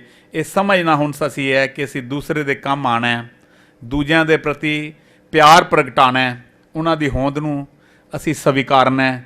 ਕਿਸੇ ਦੀ ਸਮੱਸਿਆ ਨੂੰ ਧਿਆਨ ਨਾਲ ਸੁਣ ਲੈਣਾ ਹੀ ਕਾਫੀ ਹੁੰਦਾ ਹੈ। ਛੋਟੀ ਛੋਟੀ ਗੱਲ 'ਤੇ ਤੁਸੀਂ ਇੱਕ ਸੁਰਤਾ ਲਿਆ ਸਕਦੇ ਹੋ। ਕਿਸੇ ਦੀ ਦੁੱਖ ਨੂੰ ਆਪਣਾ ਬਣਾ ਕੇ ਉਸ ਨੂੰ ਸਿਰਫ ਉਹਦੀ ਗੱਲ ਵੀ ਸੁਣ ਲਓ ਨਾ, ਮੈਨੂੰ ਲੱਗਦਾ ਹੈ ਕਿ ਇਹਦੇ ਵਿੱਚ ਹੀ ਸ਼ਾਇਦ ਉਹਦੀ ਅੱਧੀ ਪ੍ਰੋਬਲਮ ਹੱਲ ਹੋ ਜਾਂਦੀ ਹੈ। ਦੂਜਿਆਂ ਦੀ ਮਦਦ ਕਰਦਿਆਂ ਅਤੇ ਉਹਨਾਂ ਦੀਆਂ ਸਮੱਸਿਆਵਾਂ, ਉਹਨਾਂ ਦੀਆਂ ਪ੍ਰੋਬਲਮਾਂ ਸੁਲਝਾਉਂਦਿਆਂ ਬੜੀ ਵਾਰ ਆਪਣੀਆਂ ਸਮੱਸਿਆਵਾਂ ਵੀ ਆਪਣੇ ਆਪ ਸੁਲਝ ਜਾਂਦੀਆਂ ਨੇ। ਹਰ ਬੰਦੇ ਦੀਆਂ ਆਪਣੀਆਂ ਪਰਸਨਲ ਪ੍ਰੋਬਲਮਸ ਹੁੰਦੀਆਂ ਨੇ, ਪਰ ਕਈ ਪ੍ਰੋਬਲਮਸ ਅਸੀਂ ਦੂਸਰੇ ਨਾਲ ਨਹੀਂ ਕਰ ਸਕਦੇ ਸ਼ੇਅਰ। ਲੇਕਿਨ ਜਦੋਂ ਦੂਸਰਿਆਂ ਦੀਆਂ ਪ੍ਰੋਬਲਮ ਸੋਲਵ ਕਰਦੇ ਹਾਂ ਯੂ ਬਲੀਵ ਮੀ, ਤੁਹਾਡੀਆਂ ਆਪਣੀਆਂ ਪ੍ਰੋਬਲਮਾਂ ਦੇ ਰਸਤੇ ਜਿਹੜੇ ਨੇ ਉਹ ਤੁਹਾਨੂੰ ਜਿਹੜੇ ਉਹ ਮਿਲ ਜਾਣਗੇ। ਦੇਖੋ, ਸਮਾਜਿਕ ਮੇਲ ਜੋਲ ਨਾਲ ਅਸੀਂ ਉਹਨਾਂ ਘਰਾਂ ਦੀ ਗਿਣਤੀ ਵਧਾਉਂਦੇ ਹਾਂ ਜਿੱਥੇ ਅਸੀਂ ਜਾ ਸਕਦੇ ਹਾਂ ਔਰ ਉਹ ਸਾਡੇ ਕੋਲ ਆ ਸਕਦੇ ਨੇ। ਜਿਹੜੇ ਸਾਡੇ ਘਰ ਆ ਜਾਣ, ਜਿਸ ਨਾਲ ਅਸੀਂ ਆਉਣ ਜਾਣ ਵੱਧ ਜਾਏ, ਫਿਰ ਸਾਡੇ ਜਿਹੜਾ ਉਹ ਵੰਨ ਸੁਵੰਨਤਾ ਦੀ ਜਿਹੜੀ ਡਾਇਵਰਸਿਟੀ ਦਾ ਵਾਤਾਵਰਨ ਜਿਹੜਾ ਹੈ ਉਹ ਉਪਜੇਗਾ। ਡਾਇਵਰਸਿਟੀ ਦੇ ਵਿੱਚੋਂ ਇੱਕ ਸੁਰਤਾ ਆਉਂਦੀ ਹੈ। ਸਾਡੇ ਹਰ ਇੱਕ ਕੋਲ ਕੁਝ ਨਾ ਕੁਝ ਕਿਸੇ ਨਾ ਕਿਸੇ ਨੂੰ ਦੇਣ ਲਈ ਕੁਝ ਹੁੰਦਾ ਹੈ। ਜ਼ਰੂਰਤ ਸਿਰਫ ਇੰਨਾ ਹੈ ਕਿ ਅਸੀਂ ਉਸ ਵਨਨੈਸ ਦੇ ਕਨਸੈਪਟ ਤੋਂ ਦੂਰ ਹੋ ਕੇ ਕੁਝ ਸਮਝਣ ਦੀ ਨਹੀਂ ਕੋਸ਼ਿਸ਼ ਕਰਦੇ। ਇੱਕ ਛੋਟੀ ਜਿਹੀ ਕਹਾਣੀ ਕਿੱਥੇ ਪੜ੍ਹੀ ਸੀ ਕਿ ਕਿਸੇ ਰਾਜੇ ਨੇ ਕਿਹਾ ਸੀ ਕਿ ਕੱਲ੍ਹ ਮੇਰੇ ਰਾਜ ਦਰਬਾਰ ਦੇ ਖਜ਼ਾਨੇ ਖੁੱਲ੍ਹੇ ਨੇ। ਲੋਕਾਂ ਨੇ ਕਿਹਾ ਆਓ ਤੁਸੀਂ ਲੈ ਜਾਓ, ਜਿੰਨਾ ਚਾਹੀਦਾ ਲੈ ਜਾਓ। ਲਾਈਨਾਂ ਲੱਗ ਗਈਆਂ, ਲੋਕ ਲਿਜਾ ਰਹੇ ਨੇ। ਇੱਕ ਫਕੀਰ ਲਾਈਨ 'ਚ ਖੜਾ ਹੋ ਗਿਆ। ਜਦੋਂ ਉਸ ਦੀ ਵਾਰੀ ਆਈ, ਉਹ ਲਾਈਨ 'ਚੋਂ ਹਟ ਕੇ ਪਿਛਲੇ ਨੂੰ ਕਹਿੰਦਾ ਪਹਿਲੇ ਤੂੰ ਲੈ ਲੈ। ਸਾਰਾ ਦਿਨ ਉਹ ਫਕੀਰ ਇਹੀ ਕਰਦਾ ਰਿਹਾ, ਉਹ ਆਪਣੀ ਵਾਰੀ ਵੰਡਦਾ ਰਿਹਾ। ਔਰ ਜਦੋਂ ਖਜ਼ਾਨਾ ਖਤਮ ਹੋਣ ਵਾਲਾ ਹੋਇਆ ਤੇ ਰਾਜੇ ਨੇ ਕਿਹਾ ਇਹ ਤੂੰ ਕੀ ਕਰ ਰਿਹਾ ਹੈ? ਉਹ ਕਹਿੰਦਾ ਜੀ ਜੋ ਤੂੰ ਕਰ ਰਿਹਾ ਉਹ ਮੈਂ ਕਰ ਰਿਹਾ। ਤੇਰੇ ਕੋਲ ਖਜ਼ਾਨਾ ਵੰਡਣ ਲਈ, ਮੇਰੇ ਕੋਲ ਮੇਰੀ ਵਾਰੀ ਹੈ, ਮੈਂ ਆਪਣੀ ਵਾਰੀ ਵੰਡ ਰਿਹਾ। ਇਸ ਗੱਲ ਨੂੰ ਹੁਣ ਆਪਾਂ ਥੋੜ੍ਹਾ ਜਿਹਾ ਸਮਝੀਏ। ਇਹ ਮੈਸੇਜ ਹੈ ਬਿਹਾਈਂਡ ਦੀ ਲਾਈਨ। ਜ਼ਰਾ ਇਸ ਗੱਲ ਨੂੰ ਸੋਚੀਏ। ਇਹ ਕਹਾਣੀ ਸੁਣ ਕੇ ਆਪਣੇ ਆਲੇ ਦੁਆਲੇ ਝਾਤ ਮਾਰ ਕੇ ਦੇਖੀਏ। ਬੜੇ ਲੋੜਵੰਦ ਲੋਕ ਜਿਹੜੇ ਨੇ ਉਹ ਤੁਹਾਨੂੰ ਵਿਖਾਈ ਦੇਣਗੇ, ਆਪਣੇ ਘਰਾਂ ਵਿੱਚ ਦਿਖਾਈ ਦੇਣਗੇ, ਆਪਣੇ ਮੁਹੱਲਿਆਂ ਵਿੱਚ ਵਿਖਾਈ ਦੇਣਗੇ। ਜ਼ਰਾ ਅੰਦਰ ਝਾਤ ਮਾਰ ਕੇ ਦੇਖੋ, ਬੜਾ ਕੁਝ ਆਪਣਿਆਂ ਨੂੰ ਦੂਜਿਆਂ ਨੂੰ ਦੇਣ ਲਈ ਤੁਹਾਨੂੰ ਵਿਖਾਈ ਦੇਗਾ। ਜੀਵਨ ਵਿੱਚ ਜੋ ਖੁਸ਼ੀ ਦੂਸਰੇ ਨੂੰ ਦੇਣ ਵਿੱਚ ਹੁੰਦੀ ਹੈ, ਸ਼ਾਇਦ ਉਹ ਖੁਸ਼ੀ ਪ੍ਰਾਪਤ ਕਰਨ ਵਿੱਚ ਨਹੀਂ ਹੁੰਦੀ। ਇਸੇ ਤਰ੍ਹਾਂ ਦੀ ਇੱਕ ਆਈਡੀਅਲ ਸੁਸਾਇਟੀ, ਇੱਕ ਚੰਗਾ ਸਮਾਜ, ਇੱਕ ਆਦਰਸ਼ਕ ਸਮਾਜ ਸਿਰਜਣ ਦੀ ਬੜੀ ਜ਼ਰੂਰਤ ਹੈ। ਇਹ ਇੱਕ ਸੁਰਤਾ ਹਰ ਇੱਕ ਦੀ ਪਛਾਣ ਤੇ ਹੋਂਦ ਵਿੱਚ ਛੁਪੀ ਹੋਈ ਹੈ। ਇੱਕ ਸੁਰਤਾ ਵਖਰੇਵਿਆਂ ਪ੍ਰਤੀ ਸਵੀਕਾਰ ਤੇ ਸਤਿਕਾਰ ਹੈ। ਇੱਕ ਦਾ ਠੀਕ ਹੋਣਾ ਦੂਸਰੇ ਦਾ ਗਲਤ ਹੋਣਾ ਨਹੀਂ ਹੁੰਦਾ। ਇਸ ਗੱਲ ਨੂੰ ਸਮਝੀਏ। ਸਾਨੂੰ ਆਪਣੇ ਦਿਲ ਵਿੱਚ ਸਭ ਲਈ ਪ੍ਰੇਮ ਪਿਆਰ ਕਰਕੇ, ਜਿਹੜੀ ਮੈਂ ਉਹ ਸਹਿਰਦੇ ਦੀ ਗੱਲ ਕੀਤੀ ਸੀ, ਦਿਲ ਵਿੱਚ ਜਗ੍ਹਾ ਬਣਾ ਕੇ ਸਹਿਰਦੇ ਨਾਲ ਸਵੀਕਾਰ ਕਰੀਏ। ਸਭੇ ਸਾਂਝੀ ਵਾਲ ਸਦਾਇਨ, ਤੂੰ ਕਿਸੇ ਨਾ ਦਿਸੇ ਬਾਰਾ ਜੀਓ। ਇਹ ਸਾਨੂੰ ਗੁਰੂ ਗ੍ਰੰਥ ਸਾਹਿਬ ਦੇ ਵਿੱਚ ਆਦੇਸ਼ ਹੈ ਕਿ ਸਭ ਦੀ ਪਛਾਣ, ਸਭ ਦੀ ਹੋਂਦ, ਉਹ ਜਿਹੋ ਜਿਹਾ ਵੀ ਹੋਵੇ ਉਹਨੂੰ ਸਵੀਕਾਰ ਕਰਕੇ, ਸਤਿਕਾਰ ਕਰਕੇ ਉਹਨੂੰ ਪ੍ਰੋਟੈਕਟ ਕਰੀਏ। ਗੁਰੂ ਨਾਨਕ ਦੇਵ ਜੀ ਨੇ ਸੱਜਣ ਨੂੰ ਵੀ ਤਾਂ ਪਹਿਲੇ ਸਵੀਕਾਰ ਕੀਤਾ ਸੀ, ਫਿਰ ਉਹ ਸੱਜਣ ਠੱਗ ਨੂੰ ਸੱਜਣ ਬਣਾ ਦਿੱਤਾ।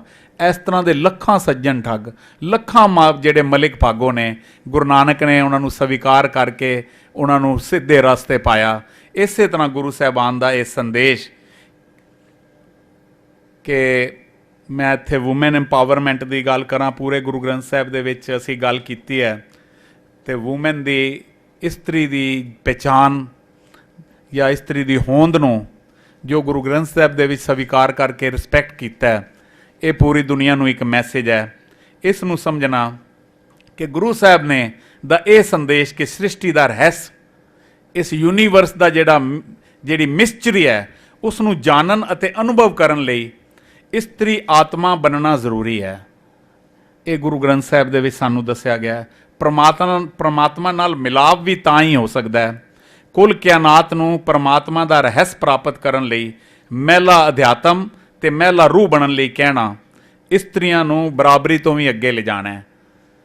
ਇਤਨੀ ਇੱਜ਼ਤ ਗੁਰੂ ਗ੍ਰੰਥ ਸਾਹਿਬ ਦੇ ਵਿੱਚ ਪੂਰੀ ਵਰਲਡ ਦੀ ਇੱਕ ਜਾਂ ਪੂਰੀ ਫੀਮੇਲ ਨੂੰ ਇਹ ਗੁਰੂ ਗ੍ਰੰਥ ਸਾਹਿਬ ਵਿੱਚ ਦਿੱਤੀ ਗਈ ਹੈ।